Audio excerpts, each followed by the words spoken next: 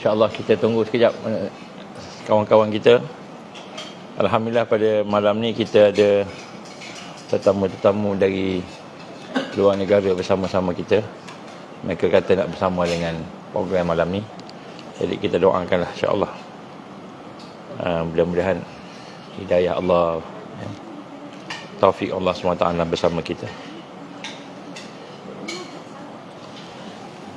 Sementara kita tunggu sekejap, saya nak tunjukkan sikit. Ini makanan yang saya makan sama-sama dengan kawan-kawan sahabat-sahabat kita ke Johor ni. Kami ada di rumah, di rest house Ansar di Johor. Rest house ke rest house kan? Rest house Ansar. Ansar Rest House. Jadi Ansar Rest House ni kita hidupkan seperti markas tarbiyah Rasulullah SAW yang di rumah sahabatnya Arkam bin Nabi Arkam radhiyallahu anhu. Jadi insya-Allah ini adalah apa dia panggil, bubur lambuk daging salai, masak lemak daging salai, bubur lambuk. Sedap, saya makan sikit lah. Nak makan banyak lagi tak boleh ni pula kan. Jadi saya nak sebut ni, ini semua retort. Retort maknanya menggunakan proses yang dipanas, dimatikan bakteria sebagainya, dibuat handmade, homemade oleh sahabiah kita dari Johor, yang mana dia boleh tahan kalau kita ni insya-Allah 5 tahun, 10 tahun. 10 tahun, bukan 5 tahun, 10 tahun. Jadi bubur ni boleh tahan 10 tahun insya-Allah. Jadi yang inilah kita akan sama-sama promosikan pada semua sahabat-sahabat sahabiah kita yang ada di dalam sisi Cyber Circle seluruh dunia, termasuk di Melbourne malam ni, daripada Melbourne pun ada kan, untuk kita nak jadikan sebagai bahan, terutamanya ketika bencana alam. Sebut bencana alam ni tak lama dah kan, dengar macam-macam cerita ni. Mungkin kita boleh cerita sikit lah malam ni. Okey, insyaAllah kita tunggu seminit lagi lah, no? Sebab dekat 9.40 hari tu tadi. Jadi kita ada kawan-kawan kita ni, sahabat-sahabat ni, sahabiah daripada Ansar Johor, pertubuhan yang kita baru tubuhkan, alhamdulillah, dalam rangka untuk sama-sama kita melakukan persiapan akhir zaman bersama dengan sunnah Nabi, sunnah dakwah, sunnah tarbiyah dan sunnah berjuang, untuk membantu semua, termasuklah yang bukan Islam pun insya-Allah. Jadi kita bersama-sama dengan Johor, insya-Allah barakahlah sikit malam ni. Live malam ni kita ada ramai, ada yang anak-anak pun ada kan, insya-Allah. Boleh kot insya-Allah. Kita mula dengan Ummul Quran Al-Fatihah. A'udzubillahi minasyaitonirrajim. Bismillahirrahmanirrahim.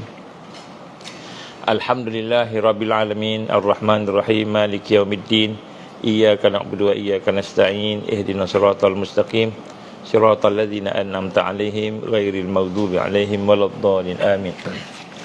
A'udzubillahi samil alim minasyaitonir rajim. Bismillahirrahmanirrahim. Innal hamdalillah nahmaduhu wa nasta'inuhu wa nastahdi wa nastaghfiruh wa na'udzu billahi min shururi anfusina wa min sayyiati a'malina. May yahdihillahu fala mudhillalah wa may yudlil fala hadiyalah. Asyhadu an la ilaha illallah wahdahu la syarikalah wa asyhadu anna Muhammadan abduhu wa rasuluh. Qala rabbi shrah li sadri wa yassir li amri wahlul 'uqdatam min lisani yafqahu qawli. Rabbi zidni ilman, amma ba'.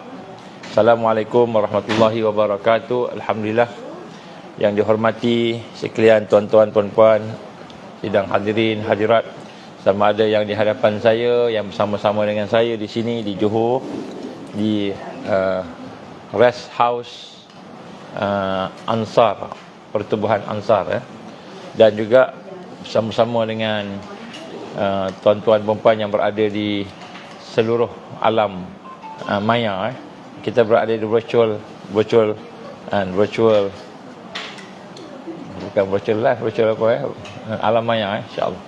Jadi insya-Allah sebelum kita memulakan, marilah sama-sama kita pelan-pelan lah, mengucap kalimah syahadah sama-sama. Orang yang tengah makan tak apa, boleh makan pelan-pelan ucap. Dan yang ada sama-sama kita mahu mewajibkan diri kita kena mewajibkan diri kita untuk mentajdidkan iman kita, mentajdidkan akidah kita, mentajdidkan penghayatan kita dengan apa, dengan Islam. Jadi untuk itu kita kena mentauhidkan Allah nombor satu. Jadi kita latihan dia, kita sentiasa bermulakan sesuatu dengan dipanggil adab. Adabnya apa? Kita bersyahadah. Bismillahirrahmanirrahim. Asyhadu an la ilaha illallah wa asyhadu anna Muhammadar Rasulullah. Asyhadu an la ilaha illallah wa asyhadu anna Muhammadar Rasulullah. Asyhadu an la ilaha illallah wa asyhadu anna Muhammadar Rasulullah.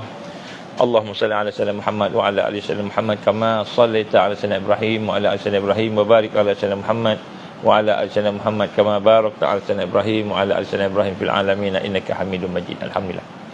InsyaAllah syahadah ni kita akan talkinkan kepada semua sisi dalam siri tamrin yang kedua. Siri tamrin yang kedua, daurah yang kedua, di mana di dalam syahadah itu kita akan beri kepada semua yang hadir itu untuk mendapatkan syahadah daripada kita pada zaman kita ni sampailah kepada Rasulullah sallallahu alaihi wasallam. Kita akan bincang sikit tentang amalan-amalan dia, tentang kaifiat-kaifiat dia, insya-Allah. Jadi inilah perkara yang pertama sekali yang sebenarnya mengisi hati kita sebagai seorang mukmin di akhir zaman. Akhir zaman, kalau kita tidak ada syahadah dalam hati kita, maka kita akan hanyut. Dan hanyut ni bukan hanyut sikit-sikit ni. Hanyut sampai kena makan, sampai kena tangkap, kena zalim, mungkin kena bunuh. Dan lebih mudarat lagi, hanyut dan menjadi hamba makhluk, menjadi hamba Dajjal, menjadi hamba kepada tentera Dajjal. Itu hanyut yang paling besar sekali. Sesat dalam kehidupan, sama ada sesat dalam bentuk pemikiran, sesat dalam bentuk akidah hatinya, ataupun sesat dalam bentuk dia punya perbuatan dia, lidah dia. Jadi inilah yang kita nak kena sama-sama faham. Dan insya-Allah pada malam ni kita nak tengok satu perkara tentang kebangkitan, solusi kebangkitan, dan kita akan cuba melihat sedikit tentang perkara-perkara yang akan berlaku berdasarkan kepada hadis-hadis Nabi sallallahu alaihi wasallam. Dan pada malam ni kita akan fokus kepada tajuk yang kita sebut sebagai ibrah daripada realiti yang ada bersempena dengan hadis-hadis Nabi. Yang pertama sekali, tuan-tuan dan puan, pertempuran antara al-haq dan batil ini akan berlaku. Sedang berlaku, akan berlaku. Maksud akan berlaku ni, dia akan menjadi lebih dahsyat, paling dahsyat. Jadi akhir zaman ini kita akan berhadapan dengan kemuncak pertembungan di antara al-haq dan batil. Dan pertembungan al-haq dan batil ni dia bukan sekadar sembahyang tak sembahyang, ataupun orang tu pergi masjid tak pergi masjid, ataupun orang tu ada janggut tak ada janggut, ataupun orang tu guna dinar ke tak guna dinar. Dia pertembungan dia yang lebih besar sekali ialah apabila hati itu akan rosak, dan akhirnya sama ada khilafah Islamiah, negara Islam akan tertegak, ataupun khilafah Dajjal akan tertegak, khilafah syaitan, iblis akan tertegak. Ada dua je. Jadi sinilah kita lihat dalam pada hari ini kita ingin melihat kepada hadis Nabi sallallahu alaihi wasallam tentang beberapa perkara. Antaranya ialah tanda-tanda keluarnya Dajjal.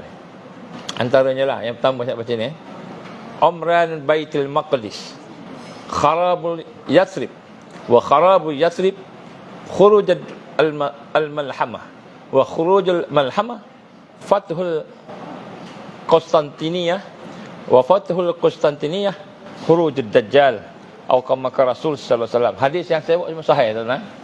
Hadis sahih ni Imam Daud. Umran ni apa? kemajuan, pembangunan, kepesatan Baitul Maqdis. Kepesatan, kemajuan, pembangunan Baitul Maqdis itu adalah tandanya kharabul Yathrib, runtuhnya Madinah. Yathrib ni Madinah. Jadi bila Baitul Maqdis naik, Madinah jatuh. Ini Nabi sebut. Jadi sekarang pun dah nampak dah apa yang jatuhnya ni. Kan? Kalau di Baitul Maqdis, kita tahu kan sekarang ni mereka dalam proses untuk membangunkan rumah-rumah. Sebab itulah semalam kemarin kita ada buat satu perhimpunan ringkas. Bukan perhimpunan lah, tak ramai. Kita tak boleh beramai SOP ya. Jadi kita bawa lah beberapa orang wakil-wakil NGO untuk menghantar memorandum sebagai tanda bantahan. Bukan kita nak melutut, nak tunduk pada mereka. Jangan melutut. Dayus orang beriman melutut pada Amerika ni. Ya, jadi kita pergi untuk membina kesedaran bagi umat ingat baliklah. Sebenarnya itu yang sebenarnya. Jadi kita lihat bagaimana mereka membangunkan kota, taman-taman, rumah-rumah orang Yahudi ni dibangunkan. Dia akan menjadikan Baitul Maqdis itu ataupun dikata Jerusalem itu sebagai tempat yang moden, sebagai ibu negara kepada Yahudi seluruh dunia. Ibu negara Yahudi seluruh dunia, iaitu mengembangkan agama syirik. Apa dia agama syirik? Antaranya kan agama Millah Abraham, agama yang menggabungkan antara Islam dengan Kristian dan dengan Yahudi antaranya. Jadi itu agama-agama. Jadi apa yang Nabi gambarkan Umran ini, kepesatan Baitul Maqdis nak dijadikan pesat tadi tu. Pesat bukan maknanya hanya sekadar bangunan saja, tak. Pesat maknanya dari sudut agama juga, dari sudut akidah juga, dari sudut iman juga. Jadi dia akan bangunkan akidah pluralisme agama-agama. Dan kharabul Yathrib, kehancuran Yathrib tu, kita kata mana hancur? Tak ada perang apa dekat Madinah. Kehancuran ni kan, yang paling utama sekali, yang paling penting sekali yang kita kena faham, hancurnya sunnah, hancurnya akidah. Jadi lepas ni kita akan nampak apa yang dah berlaku di Saudi ni akan masuk ke Madinah ni. Dia mula nanti. Dia mula sikit.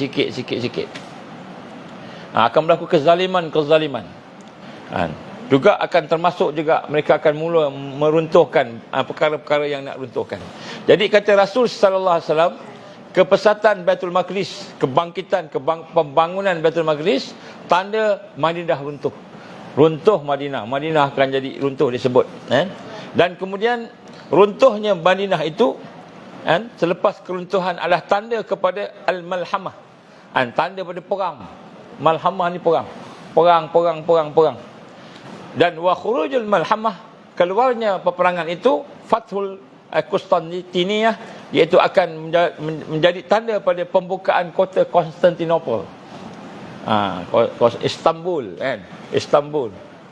Dan wa fathul Konstantiniyah itu pembukaan Konstantinopel itu, wa fathul Konstantiniyah itu khurujul Dajjal, keluar Dajjal. Jadi apabila Turki, Istanbul besok dibuka ni maknanya Islam berkembang. Fathul Mekah, istilah Fathul ni pembukaan kota Mekah. Fathul Mekah ini maknanya Mekah menjadi dikuasai oleh Islam. Jadi bila Fathul Konstantiniyah ini maknanya Istanbul mula dimasuki dengan dakwah, Quran, tarbiyah. Macam mana sekarang kita dah mula nampak.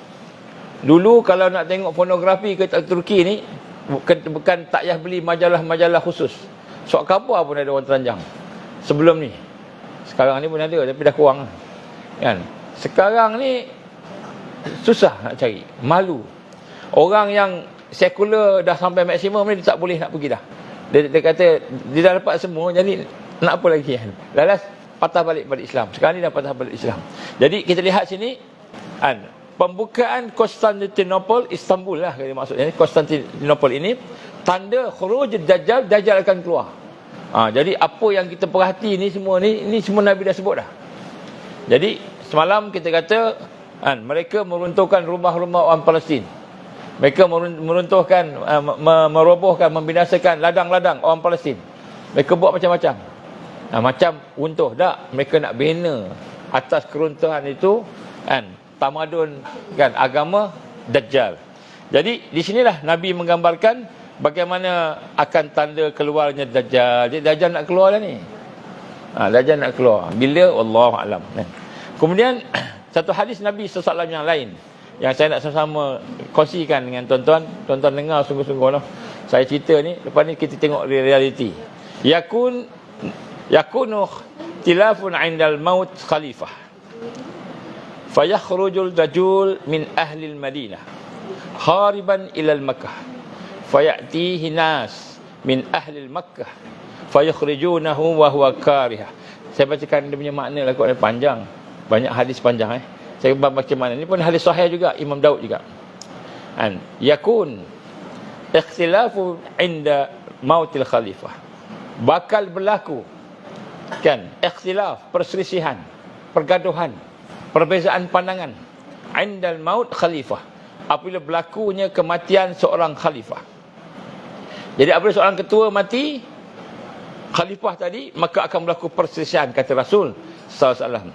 Lalu fayakhruj rajulun min ahli al-Madinah, maka selepas itu muncullah seorang rajul, laki-laki daripada ahli Madinah, orang-orang Madinah, rakyat Madinah. Jadi orang Madinah, siapa laki-laki ni yang dimaksudkan Al-Mahdi.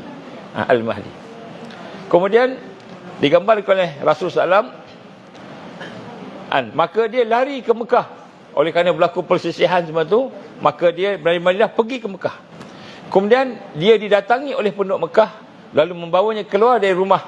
Jadi bila sampai ke Mekah, penduduk Mekah kenal dia. Ni orangnya ni, Mahdi ni. Maka dia bawa keluar. Dan beliau lalu dibai'ah di antara rukun Hajarul Aswad dan Maqam Ibrahim. Maka selepas itu datang pula pasukan daripada Syam. Lepas dia berbai'ah, dibai'ahkan dengan dalam menurut Imam Suyuti, dalam kitab dia menggambarkan 313 orang ni orang pertama. Golongan yang pertama 313 orang yang berbai'ah dengan Al-Mahdi tadi. Kita akan tengok hadis lain lagi sekejap lagi insya-Allah. Kemudian selepas itu datang satu pasukan dari Syam, dari Syria dan sebagainya. Syam ni Syria, Palestin, Jordan tu Syam. Tu pasukan Syam, Lebanon Dan untuk memerangi beliau, lalu bumi menelan mereka ketika sampai di Baida, maka mereka ditelan oleh bumi, berlaku terbenamnya tanah. Maka apabila manusia melihat peristiwa itu, setelah terbenamnya tentera yang nak menghancurkan tentera Al-Mahdi 313 orang yang pertama berbai'ah tadi, maka dia kata ni satu yang kita nak kena tengok fa iza ra'yal nas, apabila manusia melihat akan perkara demikian, zalika atahu abdal Syam wa asaib al-Iraq fayubayu'unah. Apabila berlaku pembenaman tentera-tentera daripada Syam yang nak memerangi Al-Mahdi dan pasukan dia tadi 313 orang yang pertama, maka manusia melihat, maka datanglah atahul abdal, iaitu aulia abdal. Abdal ni gelaran kepada mereka yang ada kekuatan untuk bersama dengan Al-Mahdi. Dia bukan orang biasa ni. Kemudian akan datang daripada Syam, dan sebahagiannya asaibu bil Iraq, daripada Iraq, pasukan daripada Iraq yang akan berbai'ah dengan dia. Maknanya kita lihat apabila berlaku tenggelam aja tentera Syam tadi tu, tentera Syam yang mula-mula nak menghancurkan Sufyan ni, setengah hadis kata, maka orang Islam akan datang kumpul. Yang Nabi sebut ni daripada Syam juga, daripada Iraq. Kemudian ada hadis yang lain, hadis yang diriwayatkan oleh Ibnu Majah, akan berperang tiga pihak di sisi Kaabah. Maknanya kata Nabi SAW akan berperang, akan berperang. Nabi gunakan perkataan perang ni. Yaqtatilu inda kanzikum salasa. Akan berperang dalam tiga pihak akan berperang di sisi Kaabah, yang memimpin Kaabah. Kulluhum, semua itu adalah anak raja, Ibnul Khalifah, semua anak raja, maknanya keturunan raja. Kemudian tidak ada seorang pun yang bakal beroleh tahta, seorang pun tak dapat menang. Maka kemudian selepas itu muncullah panji hitam dari timur. Summa tadru'ul ra'yatu saud min qabl al-masyriq. Timbul daripada timur, panji hitam. Dan kemudian maka mereka memerangi kamu dengan peperangan yang kamu tidak pernah hadapi. Memerangi orang Arab, maknanya berlakulah pertempuran antara orang beriman tadi dengan orang yang tidak beriman. Maka sekiranya kamu sempat dengannya, tengok orang yang beriman tadi itu, fabayu'uh, kamu berbai'ahlah dengan dia, kamu ikat diri kamu dengan dia, walaupun kamu terpaksa merangkak di atas salji. Maknanya Nabi kata pergi yang mampu lah, yang tak mampu tak apalah kan, yang mampu kan. Kurang lebih 12,000 orang yang ditalkinkan dengan syahadah menurut ulama-ulama Nusantara yang terdahulu daripada kita, yang akan mendapat kalimah syahadah. Yang pergi itu dia dah ada kalimah syahadah yang dibai'ahkan, yang ditalkinkan. Itu sebahagian ulama-ulama Nusantara dia menguraikan benda ni lah. Ni bukan hadis Nabi di huraian. Kemudian lepas itu, walaupun terpaksa, kenapa? Kerana dia lah fa'innahu khalifatullah al-mahdi, kerana itulah khalifah Allah al-mahdi. Ni hadis riwayat Ibnu Majah. Baik, daripada hadis ni kita cuba tengok sikit. Dari malam ni saya nak sebut peristiwa Mahdi ni dah hampir sangat hampir. Kenapa? Sekejap lagi saya sebut. Nak sebut sini, Mahdi yang pertama dari hadis-hadis tadi tu yang kita baca tadi adalah orang Madinah. Dari Madinah. Dia bukan daripada Indonesia, bukan daripada Pakistan, bukan daripada Malaysia. Daripada Madinah. Jadi ada orang kata Mahdi ni daripada Morocco pun ada juga, Maghribi, daripada Syam pun ada juga, tapi tinggal di Madinah, daripada Palestin di Madinah, tapi dia berada di Madinah, dia bukan tinggal di Johor Bahru. Kalau duduk kat Johor Bahru tiba-tiba kata saya lah Mahdi, bukan Mahdi, itu Mahathir, ada R belakang dia. Jadi kalau Mahathir betul daripada Malaysia, tapi kalau Mahdi bukan. Jadi yang pertama sekali dia merupakan penduduk Madinah kan. Daripada hadis sahih, hadis sahih. Kemudian beliau meninggalkan kampung halaman dia ketika berlaku perang, berlaku pertempuran antara 3 anak khalifah tadi. Maka bila berlaku je kemangkatan khalifah tadi, berlaku perebutan kuasa, maka dia nak selamatkan diri dia. Bukan kerana dia nak jadi Mahdi, bukan. Dia nak selamat, dia lari. Nabi sebut lari ke Mekah. Kenapa? Mekah ni ialah satu tempat yang dah Allah SWT jamin keamanan. Banyak tempat dalam dunia ni, yang paling aman sekali Mekah, yang telah dijamin. Jadi maknanya dia nak pergi Mekah. Orang bergaduh-bergaduh ni, ada bunuh, ada apa sebagainya, dia tak nak, dia pergi Mekah. Dia nak pergi ke Masjidil Haram. Jadi maka di situlah akhirnya dia diangkat, dibai'ah. Dia bukannya pergi Mekah supaya dia dilantik, majlis pelantikan, bukan, tak ada. Tak ada. Tapi dia diangkat. Jadi satu, akan berlaku perselisihan, kematian seorang khalifah, kemudian mengakibatkan zahirnya Al-Mahdi, dan kemudian pasukan Syam akan datang, kemudian dia akan ditenggelamkan oleh Allah di Baida, dan kemudian lepas itu hadis juga akan datang kumpulan-kumpulan taifah dari seluruh dunia. Sebab itu nombor 4 ni tuan-tuan, jangan taksub dengan jamaah kita. Kita rasa kita yang paling betul. Jamaah aku ni yang paling lama di Malaysia, jadi semua kena ikut aku, ikut kami. Kenapa? Kami paling lama, kami paling banyak ulama, dia kata. Kami paling banyak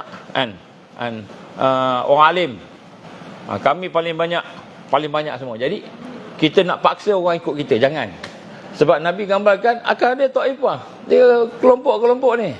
Jadi kita kena berlapang dada dengan semua orang, cari jalan toleransi, bersatu, berkasih sayang. Macam itu.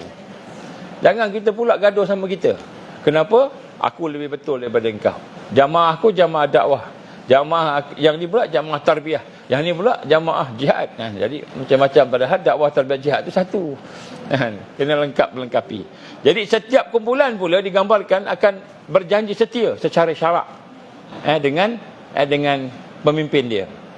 Jadi apabila munculnya Mahdi tadi, semua tadi akan bergabung. Jadi kita ni, hebat macam mana pun kumpulan kita ni, ramai macam mana pun kelompok kita ni, sikit macam mana pun kita, kalau kita betul-betul ikhlas, beriman, ada Islam, hidup bersama Quran, tarbiyah, nak pegang Islam dengan genggaman yang kukuh macam bara, kita pegang bara, maka Allah akan gabungkan balik semula. Jadi jangan bimbang, tak apa. Yang seorang namanya sebut nama kau sensitif pula. Jadi kita jangan buruk sangka dengan orang, baik sangka, kasih sayang. Yang namanya apa? Hari ni kalau dari sudut politik pun dah pecah banyak politik lah. Sebut politik dulu noh, politik orang kenal. Yang pertama bernama PAS, yang kedua bernama PAN, yang ketiga bernama ada lagi Amanah PAN. Amanah, PAN tu Amanah, sorry. Lepas tu yang bernama UMNO. UMNO pun gerak Islam juga. Kami pun nak negakkan Islam, dia kata. Kemudian apa lagi? Bunga PBM, bukan bangsa Melayu, bangsa Malaysia. Persatuan Bersatu, Parti Bersatu. Melayu belaka. Kan? Jadi kita lihat itu dari sudut politik, dari sudut NGO pula, ada NGO pula. Dari sudut gerakan Islam pula, ada gerakan Islam pula. Kan? Yang bernama I, yang bernama H, yang bernama macam-macam nama. Jadi gerakan Islam ada. Kan? Jadi masing-masing ada. Nabi kata apa? Siapa yang ikhlas, siapa yang bersih tarbiyahnya bersama Quran, hidup nak menegakkan Islam, maka mereka akan bersatu di bawah satu kepimpinan. So jangan gaduh, tak apa. Lagi ramai, memang biasa ramai anak-anak akan berterabur bila bapak tak ada. Biasalah mak tak ada. Jadi sekarang bila bapak ada, besok Imam Mahdi ada, semua bersatu. So jangan kita gaduh. Bekerjasama, berlapang dada. Tak kira siapa kita. Jangan kita beza-bezakan. Kita beza-bezakan, kita ikut harus syaitan. Maka di dalam hal ini Al-Mahdi akan menyatukan. Baik, soalan. Bukan saya tanya soalan. Saya nak bagi soalan. Apakah ini masanya? Apakah ini masanya Mahdi akan keluar? Apakah ini saatnya? Dalam keadaan ini, apakah sekarang ini menepati apa yang Nabi sebut? Ini soalan dia. Orang duk banyak. Okey, pertama sekali isu Mahdi. Mahdi ni, hadis tentang Al-Mahdi ni mutawatir, sahih. Ada banyak. Jadi kita kata jangan menolak lah. Siapa yang menolak ni maknanya masalah akidah. Dan kita bukan tunggu dia tak bekerja. Sebab tu Nabi gambarkan ada kelompok-kelompok. Sebab kelompok tu dia dah bekerja dah sebelum Mahdi datang. Dia dah ada dakwahnya, dia dah ada tarbiyahnya, dia dah ada perjuangan dia, dia dah baiki diri dia, dah baiki ibadah dia, dah baiki ukhuwah dia, kerja sama-sama, bentuk satu gerak kerja Islam dan sebagainya. Jadi dia dah bekerja dah. Dah buat dah. Bila Mahdi datang, Mahdi cuma satukan je. Menyatukan. Mahdi bukan dakwah. Mahdi tak buat dakwah. Mahdi dah tak ada tarbiyah dah. Masa tu dakwah tarbiyah tak ada. Jihad je. Jadi Mahdi satukan, kita tegakkan semua Islam. Itu je tugas Mahdi. Jadi Mahdi bukan kerja dakwah. Dakwah kita. Kita kena buat. Kita kena tarbiyah. Jadi Mahdi sampai, dia cuma talqinkan semua. Dia siapa nak berjanji setia dengan dia, mari ucap semula kalimah syahadah. Kalimah syahadah ucap semula. Betul-betul kan syahadah kita ni, ucap kalimah syahadah itulah janji dengan Allah dan janji dengan pemimpin Islam. Kemudian kita nak ambil Islam saja. Asyhadu an la ilaha illallah wa asyhadu anna Muhammad Rasulullah. Muhammad Rasulullah tu Islam saja. Maknanya bila kita dah nak tegakkan iman dan Islam saja, masa tu mari kita pergi. Siapa pun yang bahan menghadap dia, siapa pun yang berdepan dengan dia akan dia tentang. Macam dengar suara sendiri je. Baik. Jadi soalan kita, apakah ini masanya? Ini malam ni kita tanya ni. Sebab sekarang ni dah mula ramai orang sebut pasal Imam Mahdi ni. Ada orang kata pasal satu pandangan kan, siapa yang paling banyak bermimpi jumpa Rasul sallallahu alaihi wasallam, maka dialah Al-Mahdi. Ada satu pandangan. Jadi maka hari ni orang berkata oleh kerana dia jumpa Rasul sallallahu alaihi wasallam banyak kali dalam mimpi dia, dan dia menceritakan pada orang mimpi dia, maka orang mengetahui dia ni orang yang paling rapat dengan Rasul SAW, maka dialah Al-Mahdi. Ada pandangan begitu. Jadi yang pandangan yang begini ni tidak ada nas. Tak ada nas. Tak Tak ada Nabi hadis kata apa? Di akhir zaman nanti, apabila seorang tu banyak mimpi aku, maka dialah Mahdi. Tak ada. Ciri-ciri Al-Mahdi tidak ada yang banyak mimpi, tak ada. Yang banyak bekerja, berilmu, tak ada. Dia seorang yang alim, ilmunya dia bukan bodoh. Mahdi ni dia seorang pemimpin yang berwibawa, orang kenal dia, akhlak dia macam akhlak aku, kata Rasul sallallahu alaihi wasallam. Jadi akhlak dia macam Nabi sallallahu alaihi wasallam. Dia orang yang ditarbiah, orang yang berdalam dakwah, orang yang berdalam perjuangan. Dia bukan orang saja-saja, tapi dia tak ngaku dia Mahdi sebab sebab apa? Dia bukan orang yang mengaku-ngaku. Ni hari masalah ni, orang mengaku-ngaku. Kalau tak ada apa-apa dia mengaku. Jadi cek balik kalau ada orang mengatakan dia Al-Mahdi. Jadi nak kena cek balik. Jadi apakah saat ini? Jadi daripada hadis tadi, kita melihat contohnya satu hadis yang lain. Ni Ibn Majah menyebut tadi tentang akan ada 3 orang yang berperang pada perbendaharaan, sesuatu yang berkaitan dengan kekayaan, jawatan, sebagainya, di sekitar Kaabah. Dan semua itu anak khalifah. Tidak dia menang melainkan satu orang, iaitu munculnya bendera hitam daripada sebelah timur. Kamu akan memerangi kaum Arab dan sebagainya. Hadis sajalah lebih kurang. Kemudian itulah khalifah. Jadi hadis ini menyebut kepada kita, yang pertama, tanda-tandanya kata Nabi, akan berlaku perselisihan, merebut kuasa, merebut harta dunia. Di mana? Yang berhampiran dengan Kaabah. Jadi siapa dia? Iaitu raja ataupun yang memerintah, yang menguasai Mekah. Macam itu. Jadi nombor 1, bukan semua tempat orang anak-anak raja bergaduh nak tengok. Tak, kita tengok yang ada di Kaabah. Maknanya Mekah ni Saudi. Jadi malam ni kita nak tengok Saudi macam mana, apa berlaku kat Saudi sekarang. Macam-macam berita angin. Berita angin pun ya, berita tak angin pun ya. Jadi penguasa yang dimasuk kat sini adalah Mekah. Maka Mekah ni siapa yang berkuasa sekarang? Adalah keluarga Saud. Keluarga Saud. Di bawah King Abdul Aziz dulu. King Abdul Aziz ini, King Abdul Aziz ataupun Raja Abdul Aziz Ibnu Saud telah meninggal dunia. Dialah seorang sultan daripada Najd. Yang sebut Najd ni orang sebelah Saudi yang kata jangan kamu pandang negatif dengan Najd, kata. Walaupun Nabi kata apa? Akan terbit tanduk syaitan daripada Najd. Nabi sebut tanduk syaitan. Jadi sebagai ulama kata inilah sultan je ni yang tanduk syaitan ni. Jadi jangan terbit. Tapi kita dah nampak tanduk syaitan sekarang ni dekat dengan Kaabah. Ada nampak? Menara jam tu perasan tak macam tanduk syaitan? Nabi sebut dah. Daripada mana tu? Najd. Wallahu a'lam. Kita pun tak tahu. Kita agak-agak gitu-gitu saja. Marah orang Mekah nanti. Baik. Jadi penguasa Mekah maknanya sekarang ni ialah King Abdul Aziz. Yang telah menang dalam peperangan Mekah pada 5 Disember 1924. Ingat tak tahun 1924? 1924 tu bulan Mei. Bulan Mac ke bulan Mei? Bulan Mac.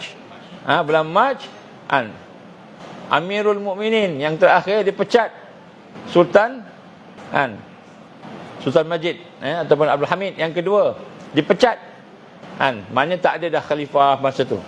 Daulah Islam dibubarkan pada bulan Mac. Bulan Disember Saudi dibina. Kemudian 1935 dia isytihar sebagai independen. Independen daripada siapa? Independen daripada Osmania. Jadi rupanya dia nak independen daripada Osmania, daripada khalifah. Jadi nak sebut kat sini keluarga sultan daripada Najd yang merampas. Dia merampas daripada kepimpinan mana? Siapa yang memimpin Mekah sebelum tu? Dia bawa Osmania. Siapa dia? Keluarga Bani Hashim. Bani Hashim ni keluarga Rasulullah SAW yang memimpin Mekah. Jadi dia tak mau, dia ambil alih. Dia bukan itu saja semua. Dan dia mengambil alih dengan sokongan British. Bila sebut British ni kita tahulah belakang ni siapa? Zionis. Ini lepas ni tak boleh nak buat umrah dah. Bukan dia yang bagi kita buat umrah, Allah yang bagi kita buat umrah, kan? Berapa nak takut? Maka jadilah dia penguasa Mekah adalah keluarga Saud. Dan hari ini bila sebut penguasa Mekah, Saudi. Keluarga Saud. Jadi kenapa? Kerana dia dah menang, dia dah bertukar, dia dah memimpin Haramain, dia dah memimpin. Jadi Arab telah bertukar kepada Saudi Arabia. Jadi Arab pun dah bertukar kepada Saudi Arabia. Maknanya Arab ni adalah negara Saudi. Saudi ni siapa? Saudi ni keluarga dia lah. Jadi sebenarnya kita ni nak pergi haji, nak pergi Mekah, kita minta belas ihsan Sultan Najat. Kita minta belas ihsan daripada keluarga Saudi. Kalau Saudi kata okey diluluskan, baru boleh. Kalau tak lulus, tak boleh. Kenapa tak lulus? Kerana kamu duk cakap pasal sultan tu, tak boleh. Allah. Arab tak nafikan dan tak mengiyakan. Tak faham. Maka hadis-hadis menyebut tentang penguasa ialah Saudi. Jadi kita tengok tu. Jadi ada orang kata bukan dan sebagainya, terpulanglah.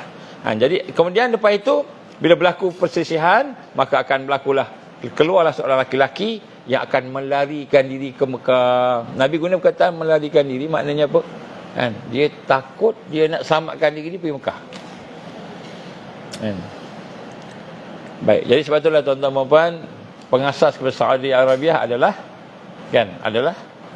King Abdul Aziz, Raja Abdul Aziz. Pada tahun 1924 dia mengalahkan Bani Hashim dan juga orang Islam yang lain. Orang Islam pertahankan Mekah, kalah. British masuk bersama dengan dia, dan kemudian selepas itu dia pun menjaga sampai sekarang. Baik. Jadi bila Abdul Aziz jadi raja, maka lepas tu siapa ganti dia? Anak-anak dia. Habis anak-anak dia, mati semua anak-anak dia, tak ada dah, baru cucu-cucu dia. Habis cucu mati semua, baru cicit dia. Cicit ni tak sampai kot, tak sempat Baik, jadi sekarang ni kita tengok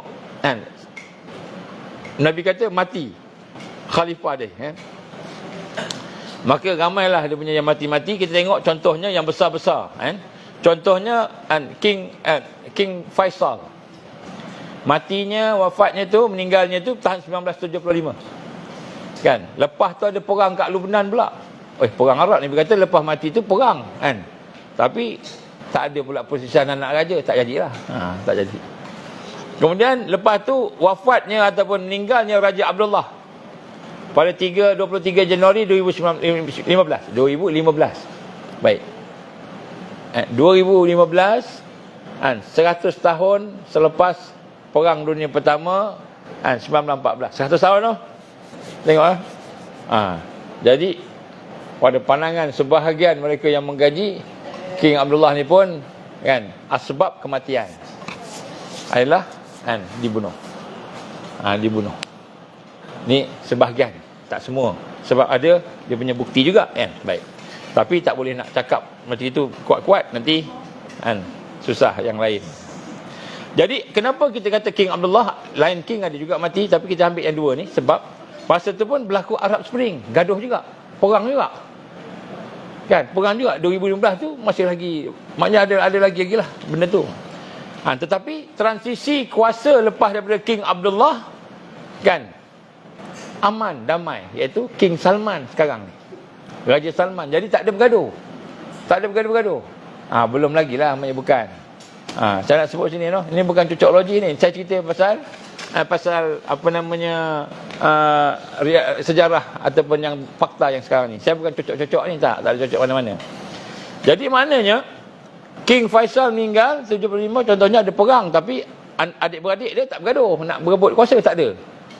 King Abdullah juga meninggal, walaupun perang, gaduh Arab Spring lah macam-macam, tapi anak beranak dia tak bergaduh. Dia King Salman naik, tak ada bergaduh. Jadi dia punya adik-beradik tak bergaduh. Gitu. Baik. Mungkinkah kali ini selepas King Salman, Raja Salman, sekiranya meninggal dunia, maka tak ada dah anak-anak Abdul Aziz, tak ada, yang tinggal cucu-cucu dia. Ni level cucu ni. Ni tuan-tuan saya nak sebut ni malam ni. King Salman ada lagi ke tak ada lagi? Ada lagi sebut. King Salman dah meninggal ke ada lagi ni? Ada lagi disebut. InsyaAllah. Alamat padam. Baik. Jadi persoalan kita sekarang ni, kita nak tengok hadis tadi kan. Adakah berlaku timbul masalah dalam merebut tahta? akan berlaku. Maka kita lihat pada hari ini kan, realiti kepimpinan berlaku perselisihan pertama kali perselisihan antara waris-waris tahta untuk nak ambil, kalaulah King Salman meninggal, nak ambil tempat dia.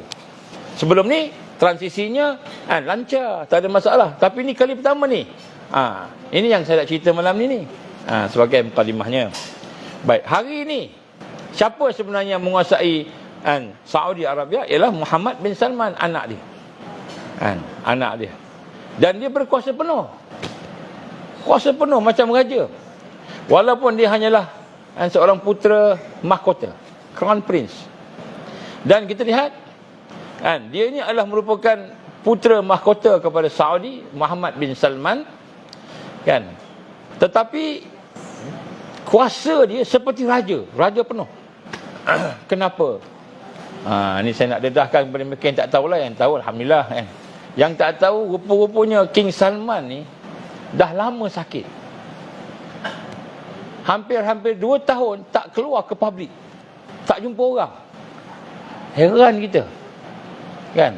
Raja tak jumpa orang, macam duduk dalam penjara.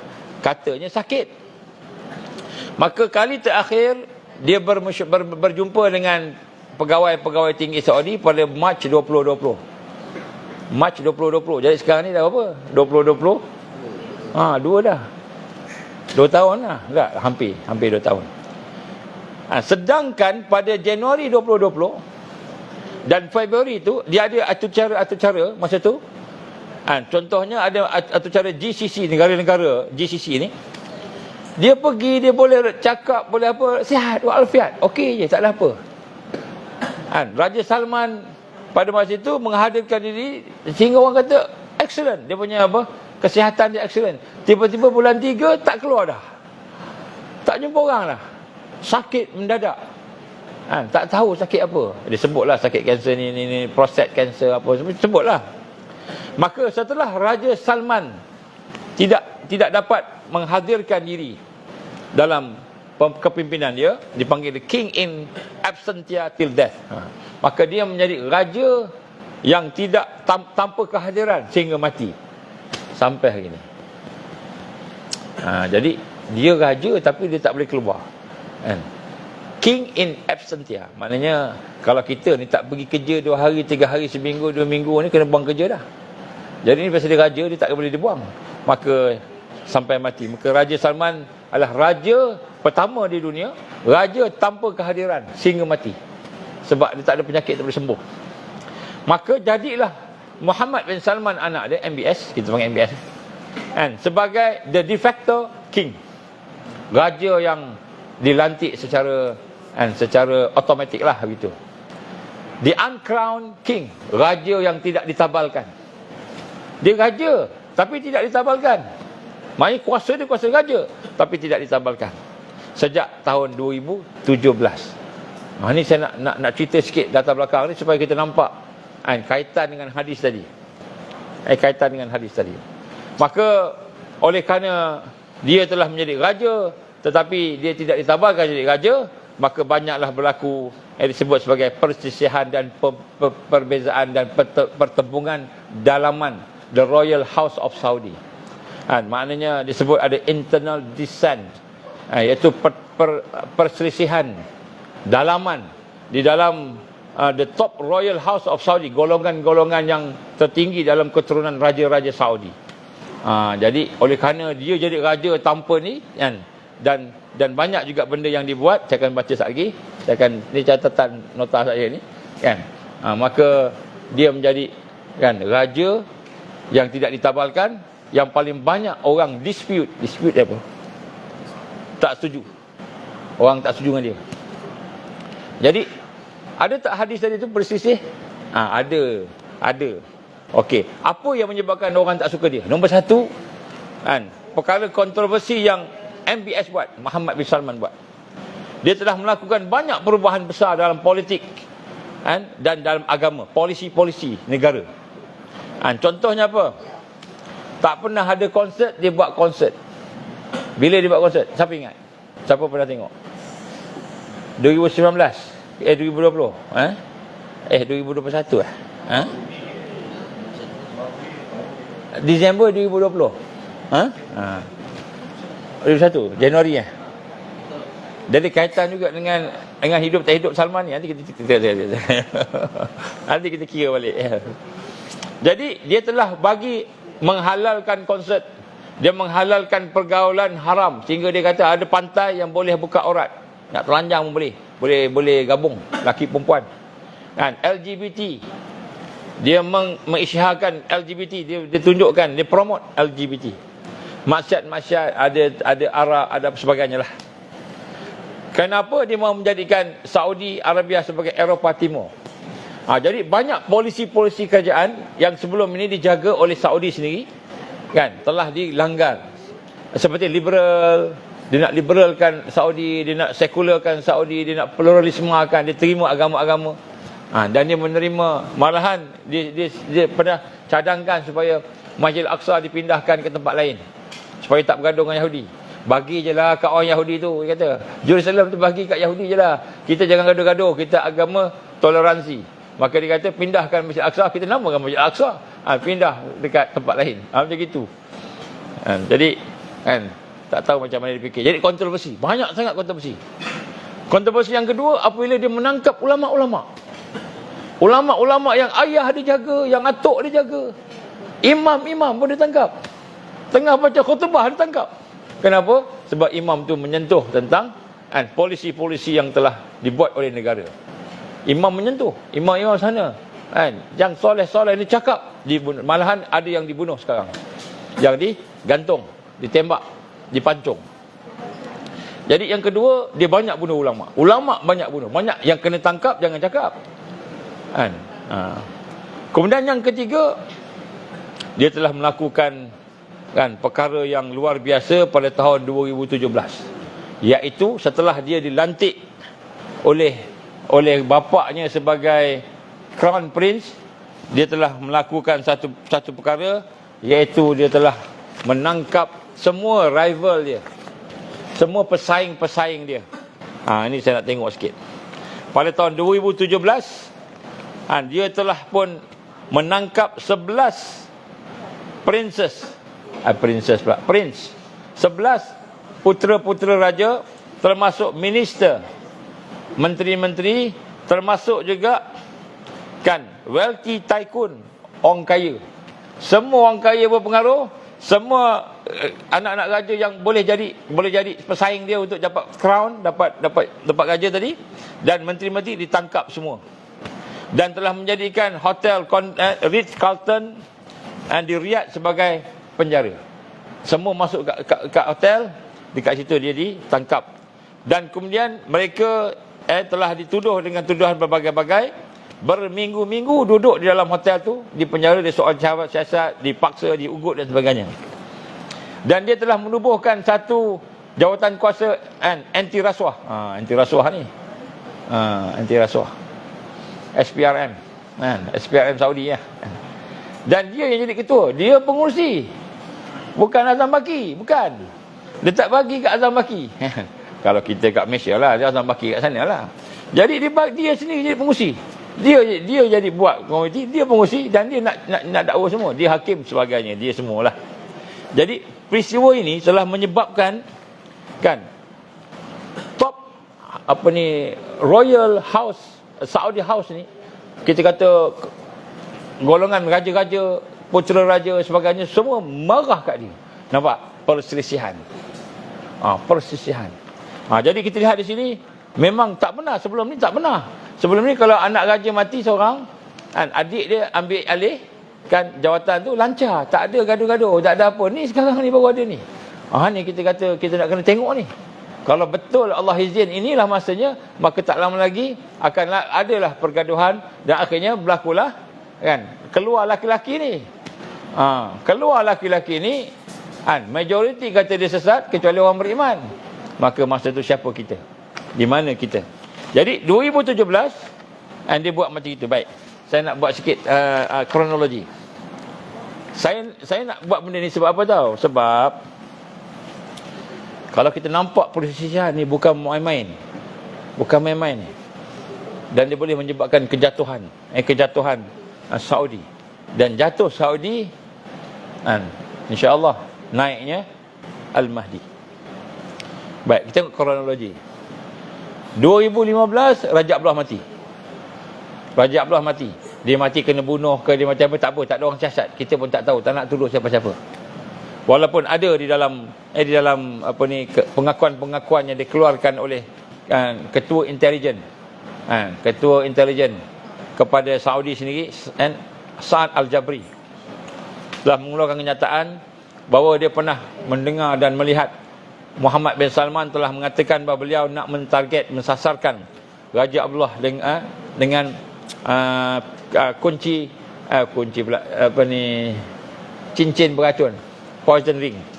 Dia kata nak bunuh senang aja, salam dengan dia. Bila salam dengan raja tu, kena dia punya tu sikit, dia punya apa nama itu, daripada Rusia. Matilah dia lepas tu. Orang tak sedar pun, orang tak tahu pun, dia pun tak ada rasa apa-apa pun. Jadi benda tu masuk dalam darah. Tak lama lepas tu sakit jantung, tak lama lepas tu sakit kepala, sakit apa semua macam sekarang lah kan. Lepas suntik tak rasa apa, tak sakit, macam semut je gitu. Tak lama jantung sakit, pinggang sakit, kepala sakit, tiba-tiba naik basikal meninggal. Tiba-tiba main bola meninggal. Macam pernah dengar je kan. Ni Muhammad Salman pernah cakap pada dia punya intelijen dia. Ini didedahkan sendiri oleh mantan Sa'ad Al-Jabri nama dia. Dia mendedahkan di dalam satu rancangan yang di Amerika. Dan dalam pendedahan itu, kalau dia mendedahkan tu membahayakan dia kan. Buat apa dedah? Mesti benda tu serius. Dan dia ketua intelijen. Kalau kita macam ketua polis lah, bukan ketua polis ketua pengarah special branch. Tak payah sebut nama kan. Salah seorang yang merakam hari ni pun special branch juga kan. Tak apa, rakamlah. Jadi nak sebut kat sini kan. Maka pada tahun 2015 meninggallah Raja Abdullah. Dia mati kena bunuh ke, dia mati sebagainya, gitu kita tak nak ni, tapi meninggal dunia.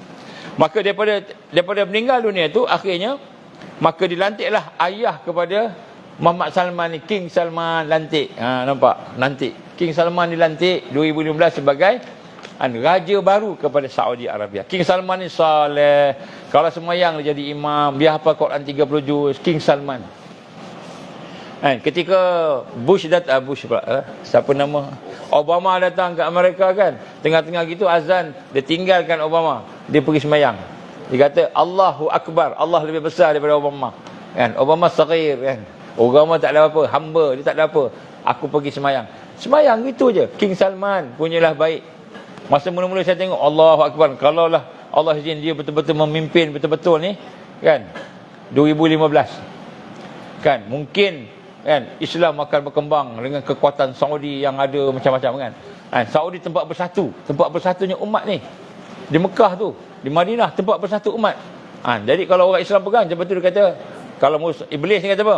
Oh ni tak boleh tak buat lama-lama ni. Tak boleh bagi lama kat dia ni. Bagi lama Palestin mesti lepasnya.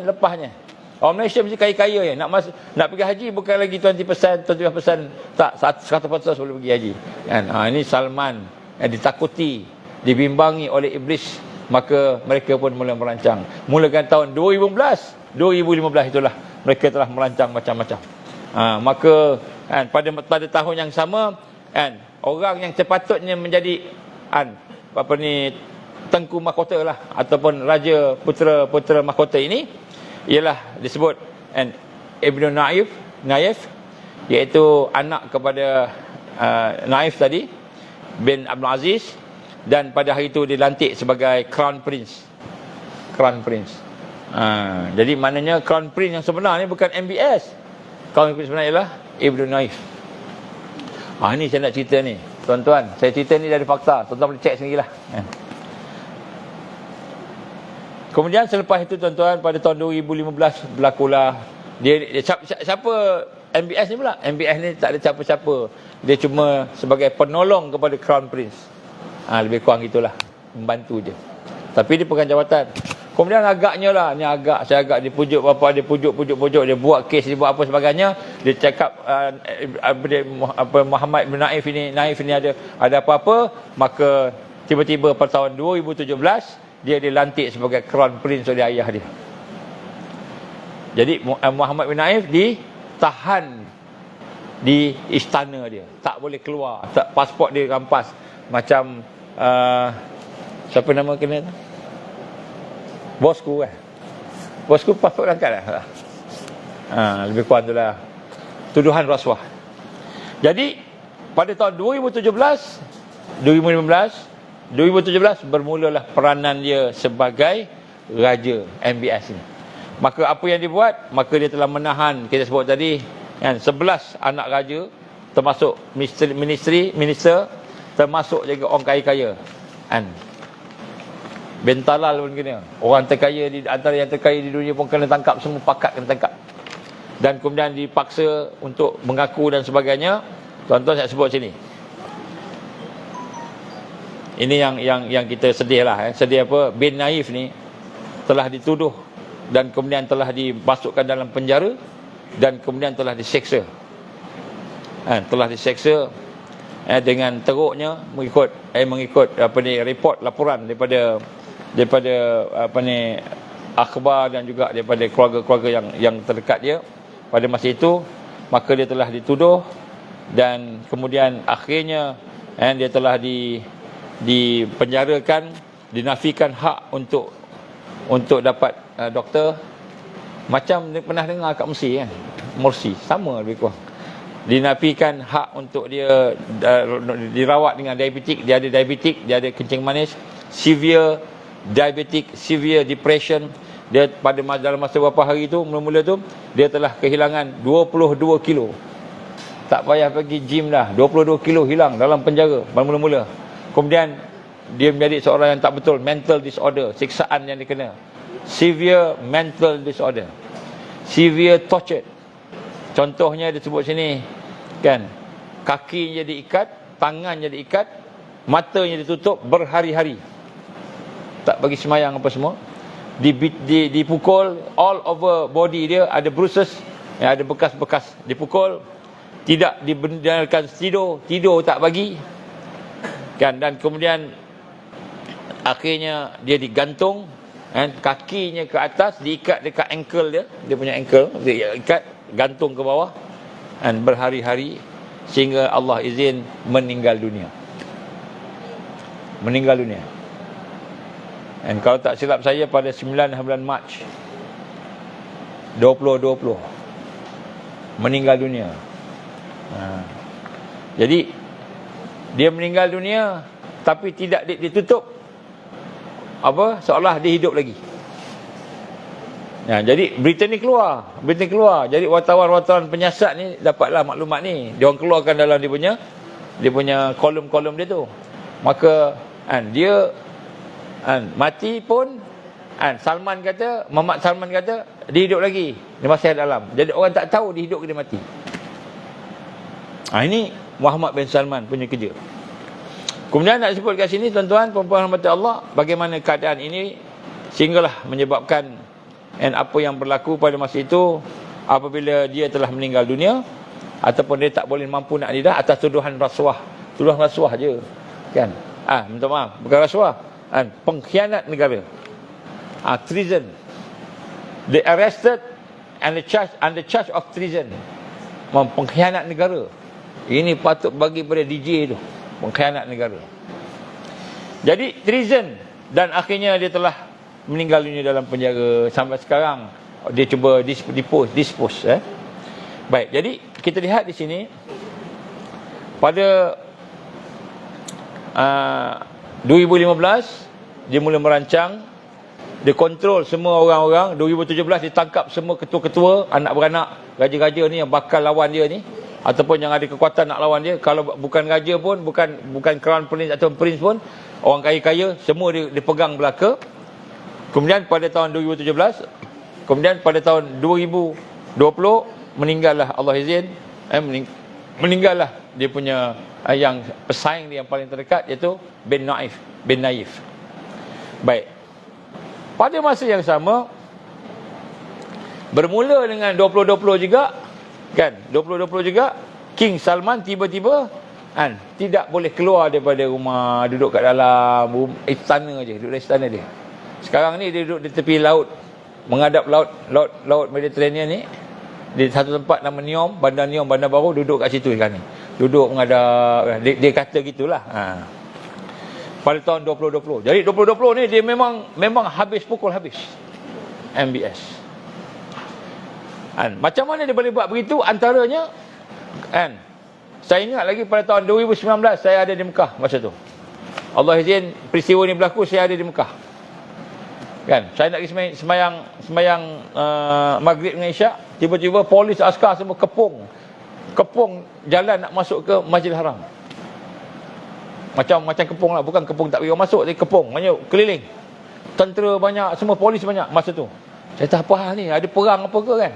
Rupa-rupanya seorang yang bernama Major General Abdul Aziz Al-Fagham telah mati ditembak.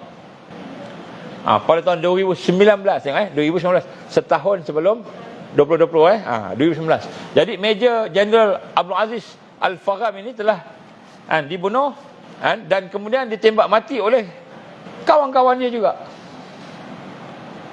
Di atas personal dispute, pergaduhan personal dia. Bayangkan, siapa Major General ni? Kalau kita ke orang biasa kena tembak ni, biasa kan. Tapi ini Major General, dia ada bodyguard dia ada dia punya ni. Dan dia pun bukan, dia komando. Dia ketua komando. Senang-senang aja orang nak tembak dia kan. Baik.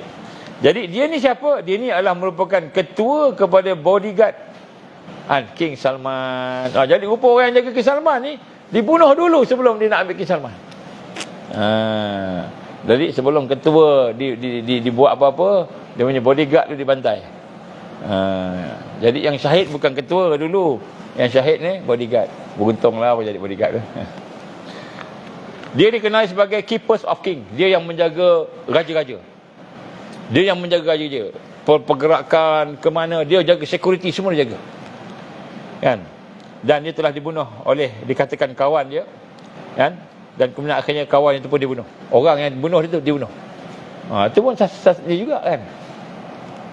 Baik, jadi antara perkara yang menyebabkan dia dibunuh digambarkan ialah kerana dia tahu rahsia banyak, dan dia orang yang setia dengan raja. Selepas dia mati tu maka pihak MBS nak menukar tim keselamatan bapak dia. Yang jaga bodyguard bapak dia nak tukar. Bapak dia tak nak.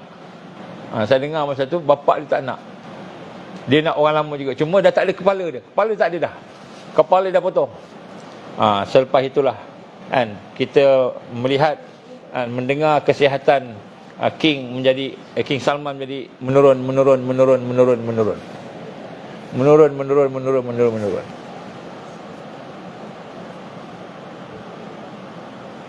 Jadi apabila kesihatan menurun sehingga bermula daripada bulan Mac tahun 2020 tadi, maka dia dah tak keluar dah. Dia dah tak keluar dah daripada di khalayak ramai. King Salman sampailah ke hari ini. Jadi sebenarnya ada banyak cerita, tapi cerita ni cerita lah. Cerita ni kalau nak cerita pun susah juga. Orang cerita hear and say. Hear and say ni dia bagi ubat lah, dia bagi apa kan. Adalah orang cakap gitu, tapi kita tak ada bukti. Tapi aneh lah, seorang raja duduk dalam istana tak keluar-keluar. Aneh, tak keluar-keluar. Walaupun umurnya 80 lebih, 90 lebih pun, orang umur 90 lebih pun keluar. Kan, tengok kita punya bekas Perdana Menteri keluar.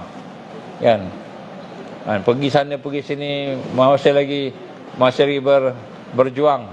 Kan, bila tak dapat masuk parti yang asal UMNO, tak dapat masuk ni sebagainya, dia buat pula parti pejuang lagi. Umur dah 90 lebih. Ini orang yang biasa ni, tapi Raja Salman tak boleh keluar. Maka di sinilah kita melihat dia telah pun melakukan satu perkara yang aneh, pelik lah. Dan sehinggalah pada tahun 2022 ini, 2020 dia tak keluar agaknya apa yang dia bagi kan. Ni nak cakap macam cerita orang putih yang kata bagi makan ni apa kan. Wallahualam lah, kita tak ada yang itu.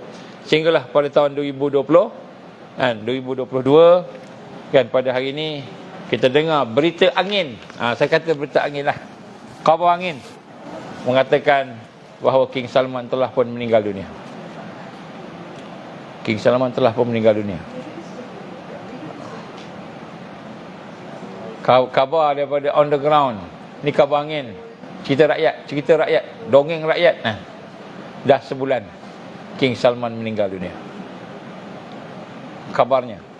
Sehingga ada di kalangan anak-anak raja dan keturunan dia, the house of the royal household of Saudi ni minta supaya nak jumpa King Salman. Tak dibenarkan, tak diizinkan. Jadi rumorsnya kata dia dah meninggal dunia sebulan yang lebih. Jadi tuan-tuan berrahmati Allah SWT, ini tak ada orang berani keluarkan berita meninggal dunia, tuan-tuan. Saya kata rumors rumors. Jadi jangan percaya. Jangan percaya. Tapi saya cakap ni pasal orang-orang yang dekat sana cakap, itu je. Kalau tanya orang sana, dia dah begitu dah. Baik. Jadi sebab tu nak sebut kat sini, tuan-tuan rahmat Allah Ta'ala, sekiranya Allah izin benar, sekiranya Allah izin benar bahawa King Salman telah meninggal dunia, dan sekarang ini warisnya ialah raja MBS anak dia tadi, dan banyak persisihan yang kita sebut tadi, skandalnya, dengan dia punya kontroversi polisinya, dengan dia punya seksa sampai ada yang mati dan sebagainya. Ni saya tak cerita banyak lagi, dia bunuh banyak lagi, tapi kan banyaklah benda-benda yang pelik-pelik. Ulama ditangkap contohnya kan. Jadi kita kata sekiranya Allah izin benar ini dia, ini masanya, wallahu a'lam. Mungkinkah ini zaman rijal min Madinah, laki-laki daripada Madinah itu akan timbul selepas ini. Jadi kenapa dia tak nak umumkan kematian ayah dia? Kalau kita bila ayah dah meninggal, sekiranya ayah meninggal, umumkan, buat elok-elok semua, lepas tu jadi raja lah kan. Rupa-rupanya di kalangan royal household, di kalangan majlis, ahli-ahli majlis, orang-orang senior di dalam kerabat-kerabat raja ni, ramai yang tidak setuju. Hampir semua tidak setuju dengan MBS, tapi semua tutup mulut, takut. Tapi hampir semua tak setuju. Maksudnya apa?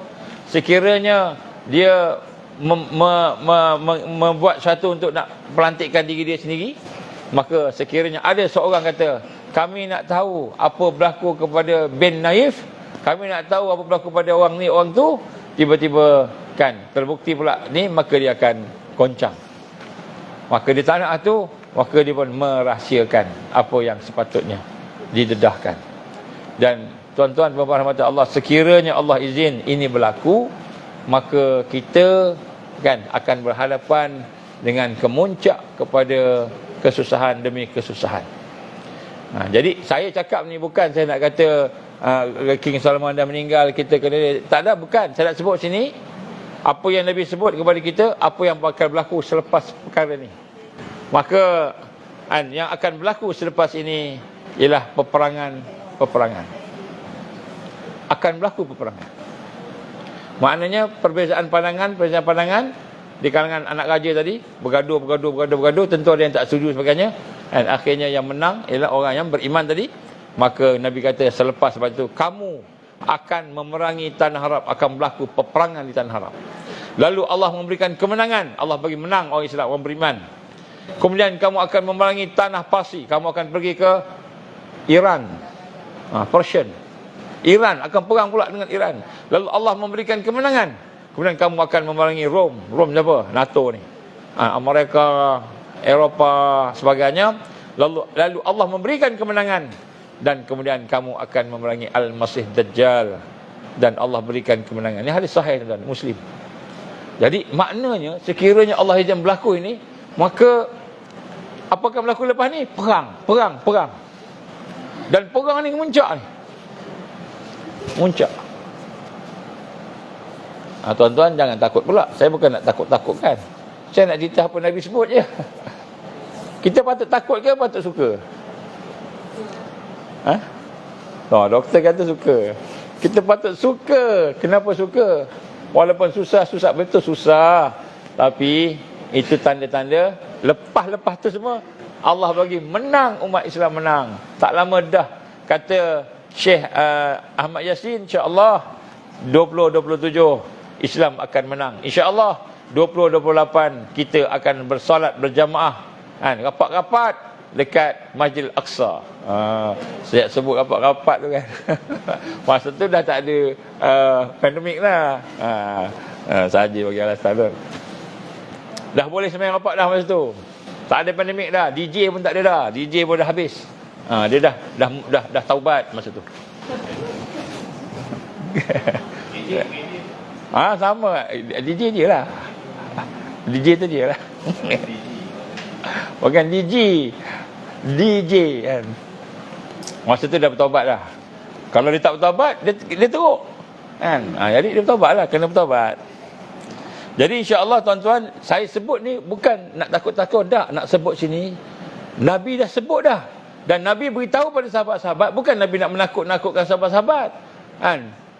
Macam cerita hantu. Kan? Tengok cerita hantu Kak Limah. Kak Limah ke Mak Limah? Kak Limah. Menakut-nakutkan.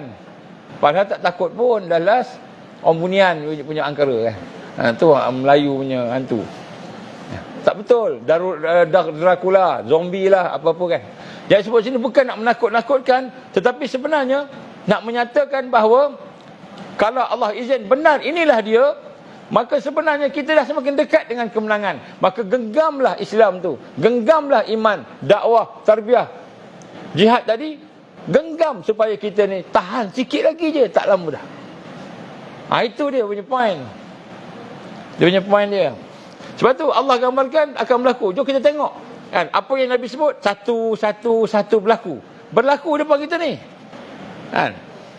Berlaku depan kita. Jadi bila berlaku depan kita ni, maka Allah nak gambarkan kita dah dekat dengan kemenangan. Lepas perang apa? Akan Dajjal. Lepas Dajjal apa? Dajjal mati. Sebab tu saya baca sekali hadis. Hadis sahih tuan-tuan, Muslim. Apa kata? Kamu akan memerangi tanah Arab. Maknanya lepas daripada gaduh-gaduh ni, muncul ketua yang menyatukan semua, kamu akan memerangi tanah Arab. Tanah Arab akan ada perang. Kemudian kamu menang.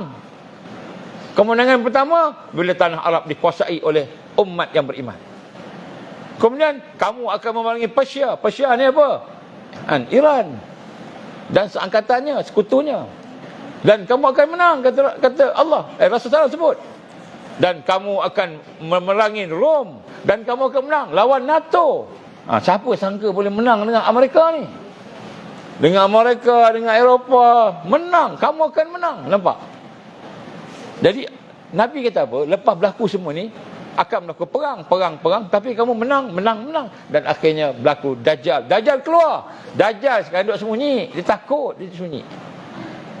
Dia akan keluar dan dia akan dibunuh. Kamu akan menang. Nampak? Dah dekat dah. Jadi dekat, jangan tengok yang takut tu. Yang takut tu ujian. Macam matilah. Sakit tak mati tuan-tuan? Sakit mati ni. Macam mana sakit mati tuan-tuan? Malaikat tarik roh kita, nyawa kita ditarik macam kita tarik. Tarik. Nampak ke? Tak nampak. Ni sikit. Ni, pegang macam ni. Katakanlah badan kita, roh kita semua kan. Dia pegang daripada bawah, dia tarik. Sampai perut, dia tarik, dia rantap ini. Maka kita pun sakit sakaratul maut. Kalau kita pernah menghadap sakaratul maut, orang sakit mati ada? Tahu tak apa tanda sakaratul maut? Apa tanda orang tu tengah sakit nak mati? Tahu? Menurut pandangan orang-orang yang meneliti tentang kematian, sekurang-kurangnya ada 4 tanda orang tu sedang sakit nak mati. Maksudnya sakitnya memang nak matilah. Memang lepas tu mati insya-Allah. Jadi hari ni kita tengok mak ayah kita sakit, kita tengok keluarga sakit, kawan-kawan kita sakit. Kalau yang mati aksiden tak sempat sakit, mati terus, satu lain. Kan, tu lain. Yang mati sakit, ada sakit, dia sakit sakarat. Macam mana? Nombor 1 kan, kaki dia jadi macam ni. Dia mula-mula macam ni. Kan? Bayangkan kaki macam ni kan. Macam ni. Jadi kaki tu jadi macam ni kan kaki, tapak kaki tu kan. Dia jadi tegak je tu. tegak. Jadi bila kaki tegak, maknanya malaikat dah tarik roh dia bahagian kaki. Dah tarik dah. Jadi sakit sangat tu sampai kaki dia tegak itu. Cuba kita buat. Cuba buat lama-lama. Kram kaki kita. Cuba buat lama-lama. Jadi kram. Kita tegang tu kan. Lama-lama kram. Jadi sebenarnya malaikat tengah tarik nyawa tu, roh tu di bahagian kaki. Tarik. Kram. Allahumma salli alaihi wasallam. Yang kedua apa tanda dia? Bila naik lepas kaki ke mana? Ke mana? Ke pinggang, perut, pinggang kan. Apa tandanya? Bila nyawa dah sampai situ, dia tengah sakit tu, tapi mungkin dia tak sebut sebab dah letih sangat. Kalau ke hospital dia tak morfin, lagi tak sebut, tidur terus. Tapi dia sakit mati dia tak rasa kan. Maka kalau kita tengok dia punya pinggang belakang ni kan, ada, kalau pinggang kita kan ada macam bengkok je kan. Bila orang nak sakarat tu, pinggang dia dah leper dah. Maknanya pinggang dia tu dah tegak dengan tilam. Kalau kita nak selitkan tangan kita, tak lepas. Dah kan. Jadi dah leper. Maknanya roh tengah sampai pinggang. Tengah sakarat tu. Ini contoh. Sakit tak? Sakit luar biasa. Setiap saraf kita sakit. Sampai ke pinggang. Jadi pinggang tu dia jadi leper macam tu. Jadi rata atas katil. So kita cuba masukkan tangan kita dekat antara pinggang, tak boleh masuk dah. Kalau kita baring kan ada ruang sikit kan, bengkok sikit kan. Cuba baring sekali. Kalau dah leper tu boleh dekat kan. Kan? Cuba tengok sekali kan. Cuba kawan-kawan sekali baring. Adik-adik kan, anak kan. Baring ada melentang itu, cuba masuk tangan. Boleh lagi? Kalau boleh lagi tu, dia ada nyawa lagi lah. Ada can lagi lah. Tapi kalau dah tak boleh masuk tu, dah leper tu, dah sakarat, tengah sakarat. Jadi itu tanda. Jadi bila kita tengok itu, kita tahu tengah sakit. Kita pun hajarlah dia. Contoh. Kan. Kemudian lepas tu sampai ke halkum, dia akan berhenti sekejap. Dia tarik ke halkum, dia berhenti sekejap. Berhenti sekejap.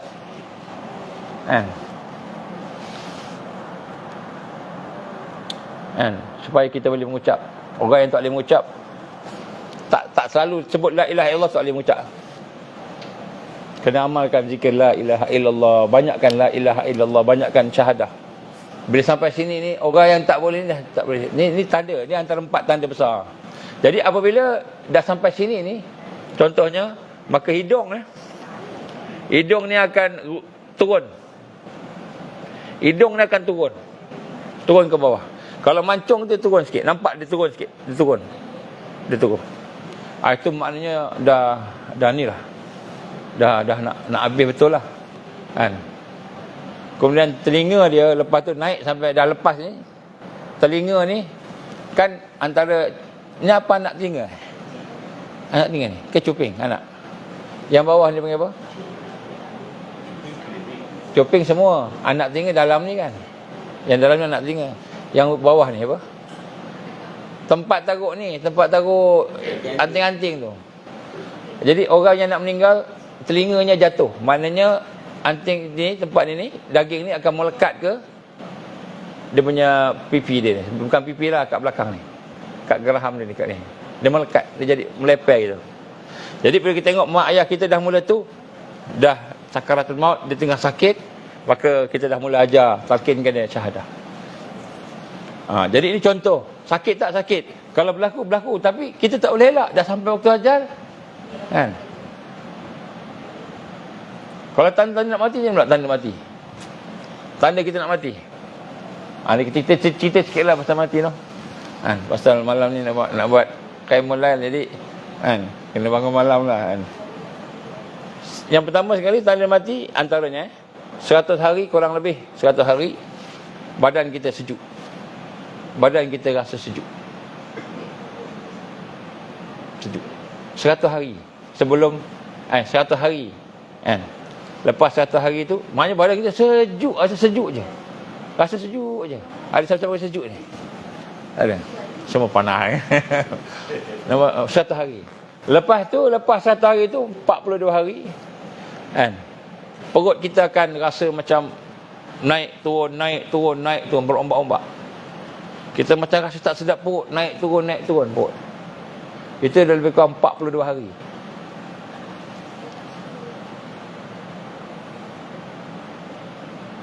Naik turun lebih kurang. Ni tak semua orang kena.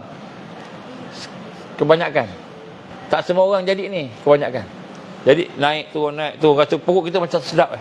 Lebih kurang 42 hari, lebih kurang. Kemudian tanda yang ketiga, dah dekat sekat mati ni, lepas perut apa? Dia naik atas. Kening kita ni rasa macam berdenyut-denyut. Ni 3 hari. Kalau kening kita sakit berdenyut-denyut sakit. Gitu kan? Kurang lebih 3 hari. 3 hari lagi. Ada rasa sakit kening tak? Ada. Tak, ni tak semua orang, tapi kebanyakan orang. Kemudian yang last sekali, umbun-umbun kita ni sakit. Berdenyut-denyut ke umbun-umbun ni. Macam kena migraine kan. Berdenyut-denyut ni. Hak ini, kalau kita kena hari ni, insya-Allah esok asar meninggal dunia. Sehari lah lebih kurang, tak sampai. Sehari lah kata. Ni tanda-tanda. Kalau umbun-umbun sakit, tanda. Takut tak? Kalau orang sakit umbun-umbun takut lah besok meninggal kan. Jangan takut. Nabi sebut benda ni, ulama sebut bukan supaya kita takut. Supaya kita bersiap, bersedia, bukan supaya takut. Kan? Nabi ingatkan mati, bukan supaya kita takut mati, tak. Mati ni pintu nak jumpa Allah ni. Siapa nak jumpa Allah? Rindu kat Allah, mesti mati dulu. Tak boleh. Siapa yang tak nak mati, kan? Tak boleh, mesti mati. Kullu nafsin dha'iqatul maut, semua akan mati. Ini contoh. Benda menakutkan ni, tapi kita kena lawan, kena hadap, kita kena menghadap. Macam juga peperangan, kita kena menghadap. Tak boleh cuma menghadap dengan iman ataupun menghadap dengan kufur. Kita menghadap, kena menghadap. Sebab tu dia sebut peperangan, semua tu kita kena menghadap. Nabi sebut. Jadi bila Nabi sebut berlaku depan kita peristiwa-peristiwa ini, maka kita jadikan benar Rasulullah, maknanya dah dapat. Maka bukan kita nak takut, kita makin berani dan makin seronok. Sebab hadis tadi tu Nabi kata apa? Kemenangan, perang, kemenangan. Jadi dah sebut kat sini. Berlaku. Kan? Sebab tu Nabi sebut kemenangan. Sebab apa? Bukan nak takut kan. Nabi sebut perang, memang perang susah. Memang kita mungkin susah dan sebagainya, tapi menang. Jangan tengok yang susah. Susah tu ujian, nak sabar, nak bersiap, nak bersedia. Tak bersedia. Siapa nak tahu tarikh mati macam mana? Tarikh mati kita tahu macam mana? Tarikh mati kita ni insya-Allah kan bermula dengan hari jadi kita. Tarikh lahir kita. Katakanlah tarikh lahir kita 4 bulan 2. Saya lah 4 bulan 2. Oh, dekat dah ni. Maka 4 bulan 2 tu 15 hari sebelum, 15 hari selepas. Itu tarikh mati kita insya-Allah. Sebab tu kalau masa nak dekat-dekat hari jadi, jangan bawa kereta laju. Bawa dengan zikrullah, tenang. Sebab tu kalau ada orang bawa laju-laju, dia kena ingatkan. Macam tadilah, bawa laju sungguh 140 Myvi je kan. Kalau Civic tu tahan sikit, stability kan. Kerana Myvi 140 nak kejarkan 10 ke 11 ni kan. Ni tarikh mati dalam lingkungan tarikh mati ni. Jadi tarikh mati, tarikh lahir kita 15 hari sebelum, 15 hari selepas. Jadi antara tu adalah tarikh mati kita. So siapa yang dekat dengan tarikh mati, maka janganlah menyambut hari jadi dengan lilin dan dengan kek. Siapa yang sambut dengan lilin dengan kek tu, banyak dia menyembah api. Contoh lilin tu kan api. Happy birthday to you kan. Kan api tu. Sambutlah dengan doa selamat, panggil Ustaz Nafi, baca doa. Ustaz Nafi kat sini, tapi dia tak ada malam ni. Kita puji dia sikit sekali. Dia hidupkan Quran kat sini. Panggil Ustaz Osama kita. Ustaz Osama sedar tak sedar tu? Syok sangat dia. Kocok jadi tarikh mati. Jadi kalau sampai tarikh mati kita 15 hari sebelum hari jadi, 15 hari selepas. Kalau dah lepas hari, alhamdulillah, ada setahun lagi aku nak tunggu. Kurang lebih macam itulah. So, siapa orang hari jadi bulan 2 ni? Dah dekat lah. Maknanya macam contohnya abang Ali yang meninggal dunia kan. Hari dia meninggal dia tu, hari lahir dia. Hari lahir dia meninggal. Betul-betul hari lahir dia. Rasulullah pun hari lahir dia. Ni kebanyakan yang begitu. Jadi para ulama kita dia mengkaji, dia tengok. Cuba tengok. Cubalah kan. Cuba buat analisis. Mungkin doktor boleh buat analisis sikit lah. Tengok. Kita buat depan-depan. Jadi kalau gitu buat dia. Ni sekarang macam contoh kan, hari jadi kan. Saya pun tak dekat lah, tak lama dah ni. InsyaAllah kan, hari lahir kan. Macam mana tiap-tiap malam kena bertobat. Kena jagalah. Bukan kita takut. Bukan Allah beritahu kita, bagi tanda-tanda supaya kita takut. Akhir zaman macam itu, takut, bencana takut. Semua cerita takut aja. Kan? Ni nak tsunami ada hantar mesej kat saya. Ustaz cakap ada tsunami bulan 2 ni Ustaz. Macam mana Ustaz bulan 2 nak tsunami? Mana kena? KL kena tak? Johor kena tak? Sudah, saya jadi nak jembat belalang pula. Bukan macam gitu. Bukan takut, bersedia dengan iman. Bersedia dengan iman. Nak kena yakin, bersedia dengan yang lain-lain juga. Sebab Allah perintah. Allah perintah. Minta maaf lah siapa yang ada kek masa hari jadi, ada taut lilin kan. Tak maaf lah. Tapi memang betul, jangan. Rupa-rupanya tarikh lahir tu tarikh mati kita. Tengah tiup-tiup, makan kek tersengkak, meninggal dunia. Jadi masa tarikh lahir tu kita doa selamat, minta ke Allah keampunan, taubat. Patutnya macam itu. Ni dah kisah mati dah ni. Dia nak sebut sini, Nabi sebut akan berlaku sekian benda yang menakutkan kita kan. Bukan supaya kita takut, tapi supaya kita bersedia. Ini kefahaman yang betul. Ini perasaan yang betul. Baru kita kuat, baru orang beriman kuat. Kau tak takutlah. Kita katakan. Kan? Dalam rumah tu ada hantu, kata orang. Ada hantu apa? Pocong ada, pontianak ada, semua ada. Jadi orang cakap dengan kita tu, kita takut tak masuk rumah? Jangan takut, masuk rumah. Jumpa pocong, kan? Kau keluar, ni rumah aku, keluar, sudah keluar. Macam itu je kan. Jadi amaran-amaran supaya kita bersedia begitu. Baik, kemudian apa persiapan kita? Alamak, sebelah dah. Persiapan kita. Jadi bila kita melihat ini, ni tak masuk Dajjal, tak masuk lagi. Zionis pun tak masuk lagi. Kemudian tengok insya-Allah. Malam ni tak boleh cerita Zionis. Lagi tak tidur. Jadi persiapan kita bila kita melihat bahawa sekiranya Allah izin apa yang disebutkan tadi itu menepati apa yang Nabi sebut, maknanya inilah masanya begitu. Inilah masanya. Maka wajib kita persiapkan diri kita. Apa persiapan kita?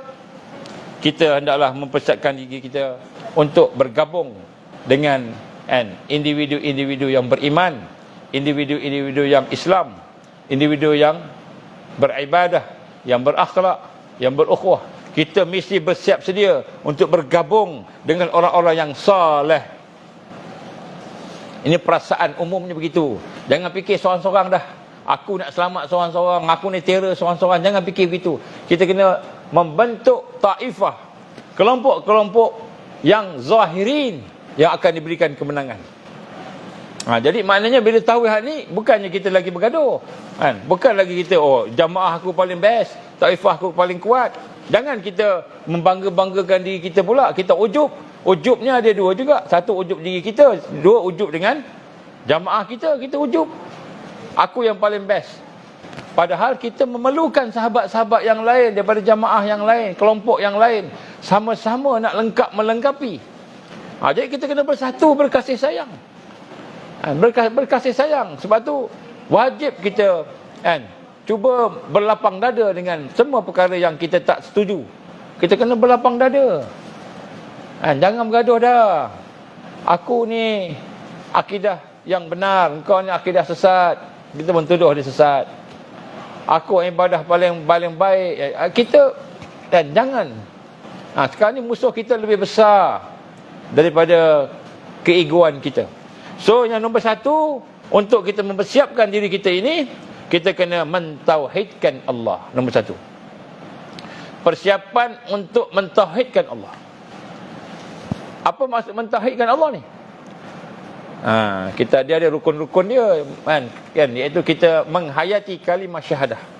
Kalimah syahadah tu kita hidupkan dalam kehidupan kita. Nombor satu, kita kena hidupkan kalimah syahadah ni. Asyhadu alla ilaha illallah wa asyhadu anna Muhammad Rasulullah. Itu nombor satu. Apa rukun-rukunnya, apa perkara yang membatalkan syahadah, kita kena tengok ni. Sebab apa? Kita takut, kita tunggu Imam Mahdi, tetapi syahadah kita rosak.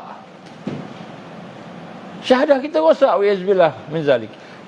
Imam Mahdi perang kita pula. Nombor satu, mentauhidkan Allah. Macam mana nak mentauhidkan Allah? Kita melatih mengenal Allah. Ma'rifatullah. Ma'rifatullah dengan kita mentauhidkan af'al Allah, mentauhidkan sifat Allah, mentauhidkan zat Allah, nama Allah, zat Allah. Kita mentauhidkan Allah. Bila kita mentauhidkan Allah, baru kita boleh mengenal Allah. Macam mana nak mentauhidkan Allah? Kita tidak akan boleh mentauhidkan Allah kecuali kita mesti membersihkan hati kita. Hati kena bersih. Jangan hati kotor. Macam mana nak bersihkan hati? Tengok dosa kita. Sebab tu perkara yang pertama, nak mentauhidkan Allah mesti bertaubat. At-taibun, menjadi orang yang bertaubat. Ini contoh lah. Dia banyak lagi, tapi contoh sebut kat sini. Maknanya kita kena mentauhidkan Allah. Nombor satu. Bila kita mentauhidkan Allah, maka itulah perjalanan pertama.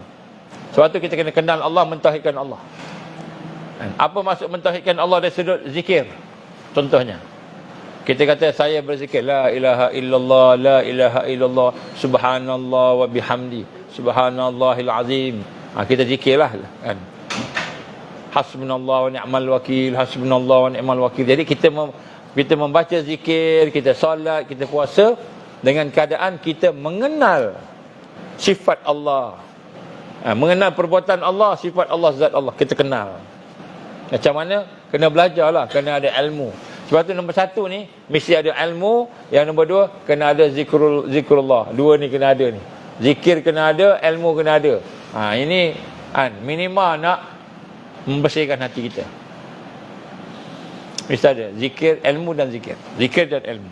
Yang kedua, kita mesti mentauhidkan Islam. Maknanya kita ambil Islam saja. Inna ad-dina 'indallahil Islam. Islam saja. Wa may yabtaghi ghairal Islam dinan falan yuqbala min. Yang lain Islam aku tak terima. Islam yang mana satu? Islam yang tak bercampur-campur.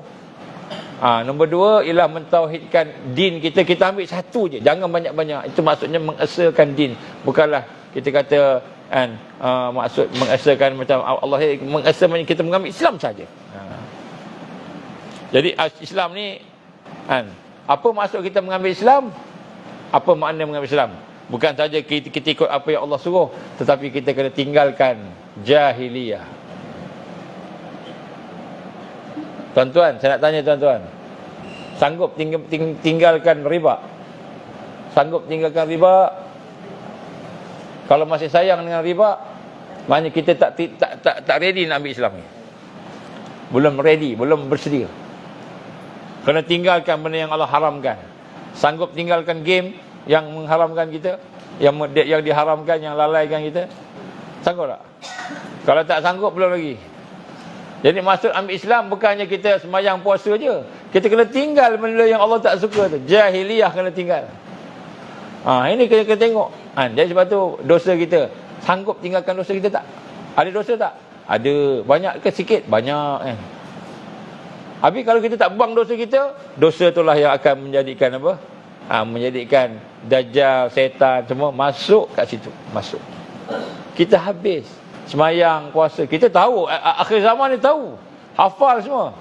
Pandangan Imran Hussein, hafal. Pandangan Ustaz Zulkifli, Ustaz Rahmat, Ustaz Auni, Ustaz siapa lagi? Semualah. Hafal semua. Cerita tahu. Tapi dosa tak boleh tinggalkan. Sama macam kita tak tahu. Kan? Kita kata saya ni Islam, tapi saya tak boleh tinggalkan jahiliah. Sama macam saya ni kan, tak tahu Islam. Macam itulah. Jadi hakikatnya mentauhidkan Islam maknanya bukan hanya kita nak buat apa yang syariat tadi tu, tapi kita nak tinggalkan jahiliyah. Jahiliah ni bukan cakap apa dia mencuri apa tu, itu dosa. Jahiliah ni sistem semua sekali, kehidupan. Jadi kalau kita sanggup meninggalkan jahiliah, menegakkan Islam, maka kita sanggup bersama dengan Al-Mahdiyin, Imam Mahdi. Nak keluar lah ni. Kalau Allah izin benar lah meninggal dunia dah tu, tiba-tiba dia hidup pula kan, tak tahulah. Kalau dia meninggal dunia dan inilah masanya, Allah izin inilah dia, maka dah dekat sangat, maka kita kena bersedia tinggalkan dosa. Apa dosa kita? Suka mengumpat, contoh tu dosa. Sistem yang sekular, belajar sekular,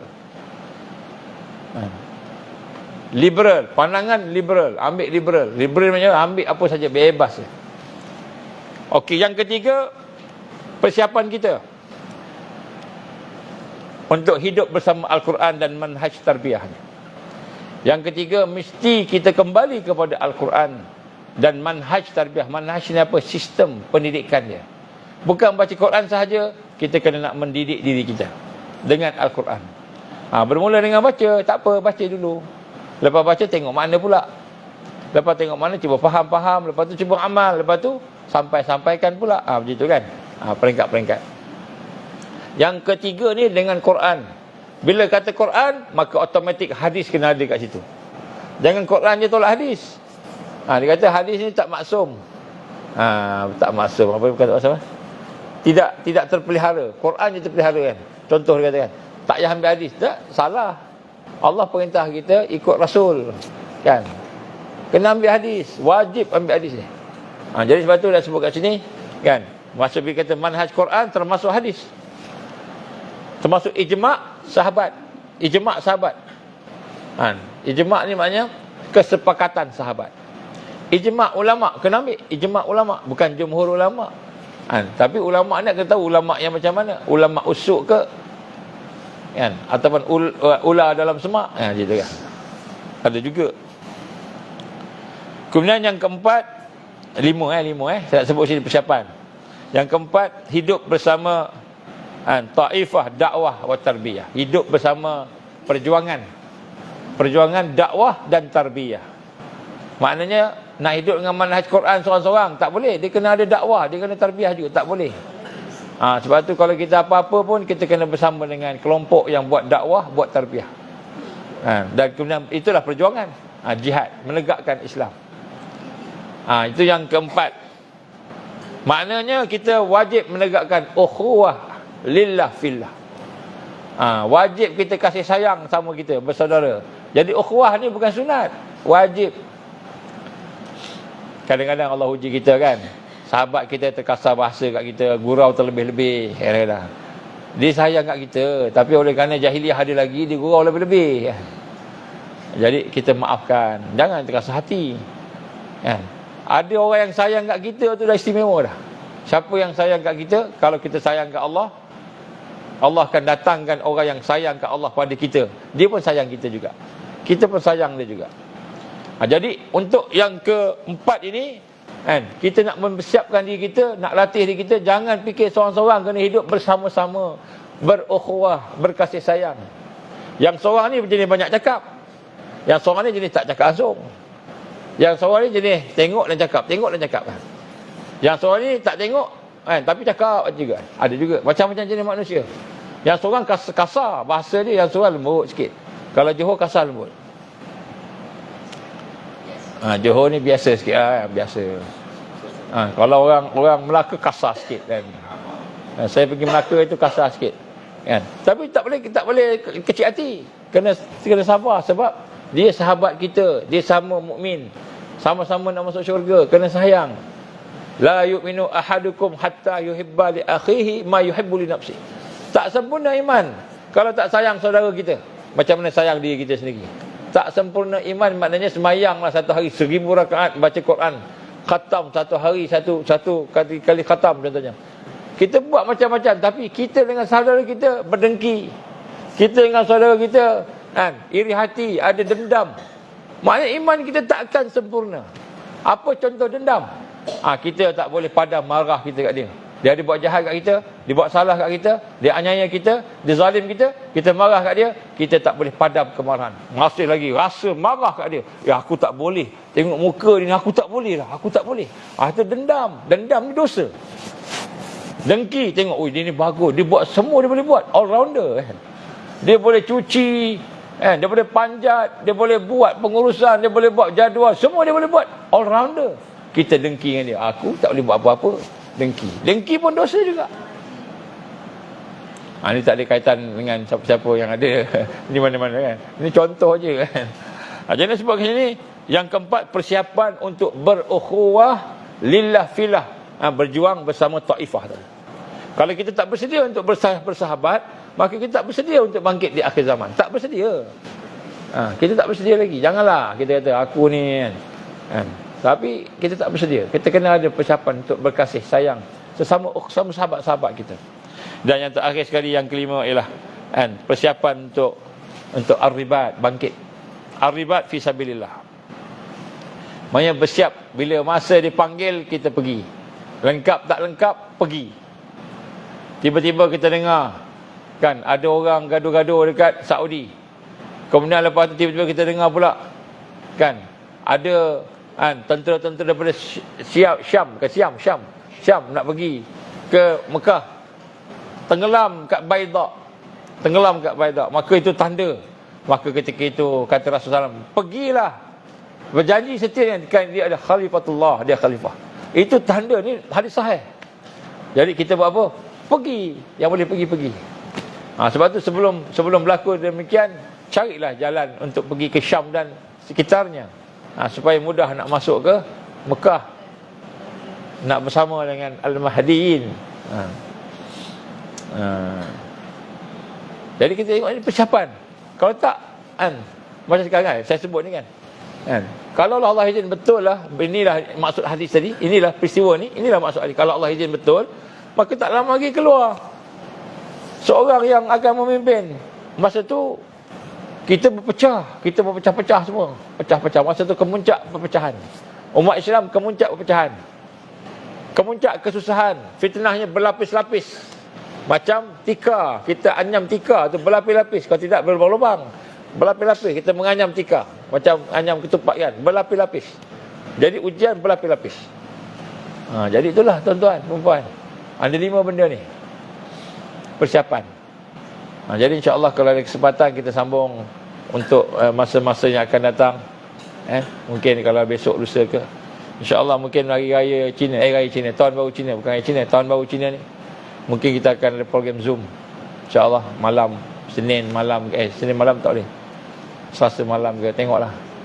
Kalau ada kesempatan, siapa yang boleh join, kita akan bincang tentang beberapa perkara yang khusus sikit dalam Zoom. Secara kita ada tempat lebih kurang 500 orang. Siapa boleh masuklah insya-Allah. So itulah insya-Allah sekian sebanyak tentang apa yang mungkin sempat untuk kita bincang pada malam ni. Satu hadis last hadis. Nabi SAW telah bersabda, satu hadis ni, musuh akan berhimpun. Aduun yajma'un, musuh akan berhimpun. Ni nak menakutkan lagi ni, bukan, nak mempersiapkan diri kita. Li ahli Islam wa yajma'. Orang Islam pun akan berhimpun juga. Dengar ni. Musuh akan berhimpun, orang Islam pun akan berhimpun juga. Wa yajma'u lahum ahlul Islam, dengan orang Islam. Jadi orang musuh akan berjamaah. Orang Islam pun akan berjamaah, kata Rasulullah sallallahu alaihi wasallam. Jadi siapa yang tak nak berjamaah, dia akan masuk sama ada Islam ataupun ghairal Islam. Ini yang penting ni, hadis ni. Qultu Rum ya Rasulullah. Tak ni, adakah engkau maksudkan itu Rom ya Rasulullah, musuh tadi? Rom ni NATO, US sebagainya lah, Dajjal punya geng lah kan. Ya, kata Rasul. Ya. Naam. Dan kemudian Nabi kata pada saat itu, ramai orang Islam akan berpaling, tidak sanggup bersama berperang. Ramai akan berpaling kerana dahsyatnya peperangan masa itu. Subhanallah. Jadi ramai yang akan berpaling ni. Jadi kita bimbang kita ni di mana kan. Jadi sehingga kan dikata sini, orang-orang Islam akan mengikat janji bersama mereka, berbai'ah, berjanji setia untuk hidup bersama, mati bersama. Sampai peringkat tu. Jadi janji umat Islam akhir zaman ni bukan setakat janji kita datang pukul berapa, kita buat kerja sama-sama, kita baca Quran sama-sama. Tak. Janji hidup sama, mati sama. Tu janji tu akhir zaman punya perhimpunan Islam tadi. Dan mereka tidak akan pulang melainkan menang. Bila dah berkumpul tu tak akan balik, tak akan pulang melainkan mereka menang. Allah bagi menang. Kalau tak menang, mereka mati masa ajal, maka dia menang syahid fisabilillah. Subhanallah. Ini hadis Muslim tuan-tuan. Nak sebut sini persiapan yang saya sebut 5 persiapan tu memang kena buat. Jadi kita kena ada ukhuwah, kena ada sahabat. Jangan duduk seorang-seorang. Kita duduk kat mana? UK, duduk kat Rusia, duduk kat Melbourne, duduk kat Australia, ada kawan kita dari Australia. Sebagian kawan-kawan kita daripada Indonesia pun ada. Kita kena ada jamaah ni. Jamaah ni siapa? Jangan kena mendaftar lulus baru jadi jamaah dah. Jamaah ni ikatan hati jiwa ukhuwah ni. Itu jamaah yang berdasarkan iman Islam, berdasarkan kepada perjuangan. Jamaah hak ni ahli syurga. Jadi Nabi sebut akan berhimpun. Orang Islam akan berhimpun, orang kufur musuh akan berhimpun. Dua-dua ni, kelompok ni. Kemudian orang Islam ramai berpaling, kata Nabi SAW. Berpaling bersama musuh. Maka sehingga mereka berjanji, terpaksa berjanji setia. Sebab nak sama-sama yakinkan ni, kita ni sama-sama susah, sama-sama senang, sama-sama hidup, mati. Macam gitu. Ni bukan saya sebut lah. Hadis Muslim. Jadi supaya kita lebih berani bersama menghadapan dengan Allah, berhadapan dengan apa yang Allah hadapkan kita. Kita kena hadaplah, insya-Allah. Jadi insya-Allah bila kita sampai ada peluang kita akan sambung lagi. Kita akan bincanglah tajuk-tajuk yang lain sikit. Saya nak cerita sikit tentang Johor ni nak PRN ni. Nak PRN ni saya nak kena cerita sikit tentang politik ni supaya orang kita ni nampak politik sebenarnya Islam macam mana. Politik ni bukan politik kepartian. Politik ialah politik untuk menegakkan al-haq, kebenaran. Tak kira lah parti apa, mesti tegakkan al-haq. Jadi tengok dia orang punya siapa yang berwibawa untuk menegakkan al-haq. Kalau YB kita tanya kan, YB datang kan nak kempen ni orang Johor, khas orang Johor ni, nak PRN ni. Tak, soalan nombor 1 kan. Soalan nombor 1, kalau YB ada masalah, YB buat apa? Jangan tanya masalah rakyat, jangan tanya masalah saya. Tak, saya tanya kalau YB ada masalah, YB buat apa? Tengok jawapan dia apa. Skema skema jawapan. Nombor 1, kalau dia kata kalau saya ada masalah, nombor 1 saya minta ke Allah, saya bangun malam minta ke Allah, hak itu pilih dia. Tapi kalau dia nyamah-nyamah tengok muka tak semayang kan. Jangan pilih orang muka tak semayang. Jangan pilih orang tak semayang, pilih orang semayang lah. Tengok dia. Kalau tanya soalan ni dah bocor, jawapan ni dah bocor kan. So tengok bangun malam tak dia? Tengok dia jaga tak solat? Solat jaga, berjemaah tak? Tanya dengan dia punya orang yang kenal dengan dia. YB ni solat tak? Solat. Jangan tanya penyokong dia. Tanya orang yang musuh dia. Dia tak solat. Tahu kan. Tanya orang yang adil lah, orang adil. Jadi tanya nombor 1, kalau ada masalah, semayang apa? Semayang malam tak? Sebab pemimpin mesti berhadapan masalah. Mesti ada masalah pemimpin. Jadi bila ada masalah nak buat apa? Kalau dia kata saya fikir, saya akan panggil pakar-pakar, saya akan ini, maknanya dia bergantung dengan makhluk. Tinggalkan dia. Kita ambil orang bergantung dengan makhluk buat apa? Kalau dia kata saya ni kalau ada masalah ni nombor 1 saya akan duduk kejap, saya minta ke Allah, betul saya sembahyang 2 rakaat. Dia beriman lah. Ambil iman, beriman. Tak kira parti apa. Tapi mesti benar lah, bukan berlakon. Kalau berlakon tak payah. Tak mana. Nanti kita cerita pasal PRN nanti. Ini contohnya, contoh. Jadi kita akan cerita sikit Johor macam mana. Biar Johor lebih baik daripada Melaka. Orang Melaka dijangka ni tak ramai turun mengundi ni. Kita jangka tak ramai turun. Kenapa tak ramai? Nombor 1 kan, takut kepada COVID-19. Sekarang ni dah sampai Omicron. Tak lama lagi Megatron. Megatron keluar je habis. Tak berani langsung. Sekarang ni tak berani. Kan? Kenapa takut dengan Omicron ke Megatron apa kan? Salah akidah kita. Itu memang betul. Dia buat analisa lah. Saya sebut je analisa dia orang. InsyaAllah tuan-tuan, mudah-mudahan Allah ampunkan dosa kita, kelemahan kita, mudah-mudahan Allah beri hidayah petunjuk kepada kita. Mudah-mudahan Allah jadikan kita termasuk dalam golongan orang yang mendapat hidayah petunjuk di akhir zaman, al-mahdiyin. Aku li qouli hadza, astaghfirullahalazim li wa lakum. InsyaAllah kita baca doa rabitah sama-sama insya-Allah. Doa rabitah ni kita bayangkan wajah-wajah. Siapa yang nak bayang wajah? Wajah keluarga kita, mak ayah kita, wajah anak-anak kita dan sebagainya. Kemudian kita bayangkan juga kalau boleh, kan, seolah-olah kita berhadapan dengan Rasulullah SAW. Rasulullah tak ada depan kita, tapi kita bayangkan aja kita seolah berhadapan dengan dia, kita beradab dengan dia, kita sayang kat dia, kita rendah diri kat dia, kan. Ini masuk rabitah. Kemudian ulama-ulama yang mengikutnya, yang tuan-tuan guru kita bayangkan, bayang dalam rangka kasih sayang, bukan bayang dalam rangka memuliakan, bukan.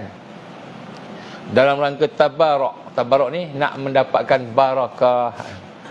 Dalam rangka taqarrub, nak dekat dengan Allah, sebab dia orang Allah sayang kat dia, kan. Kita pun nak sayang kat Allah juga. Jadi mudah-mudahan bila kita sayang kat orang yang Allah sayang, kita dapat juga dekat dengan Allah. Mudah-mudahan gitulah. Bukan dalam rangka untuk memuliakan dia sebagai agung Tuhan, bukan. Macam kita nak bayangkan anak kita lah. Takkan kita kata anak kita lebih mulia kita, tak. Kasih sayang. Itu rabitah. Kemudian kita rendahkan diri kita. Mudah-mudahan Allah menerima doa kita insya-Allah. Auzubillahi minasyaitonir rajim. Bismillahirrahmanirrahim.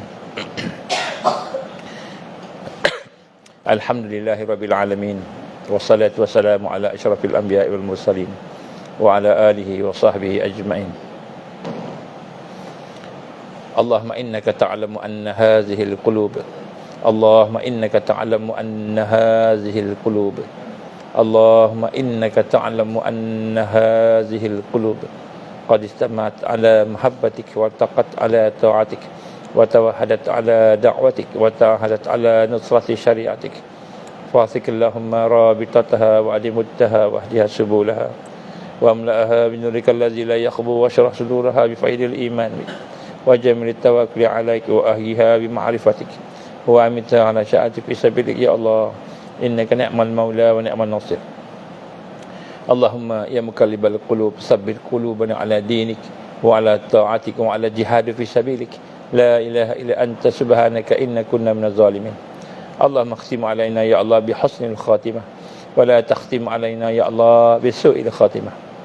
Allahumma inna na'udzubika min an nusyrika bika syai'an na'lamu wa nastaghfiruka lima la na'lam. Allahumma inna na'udzubika min azabi jahannam. Allahumma inna na'udzubika min azabil qabr.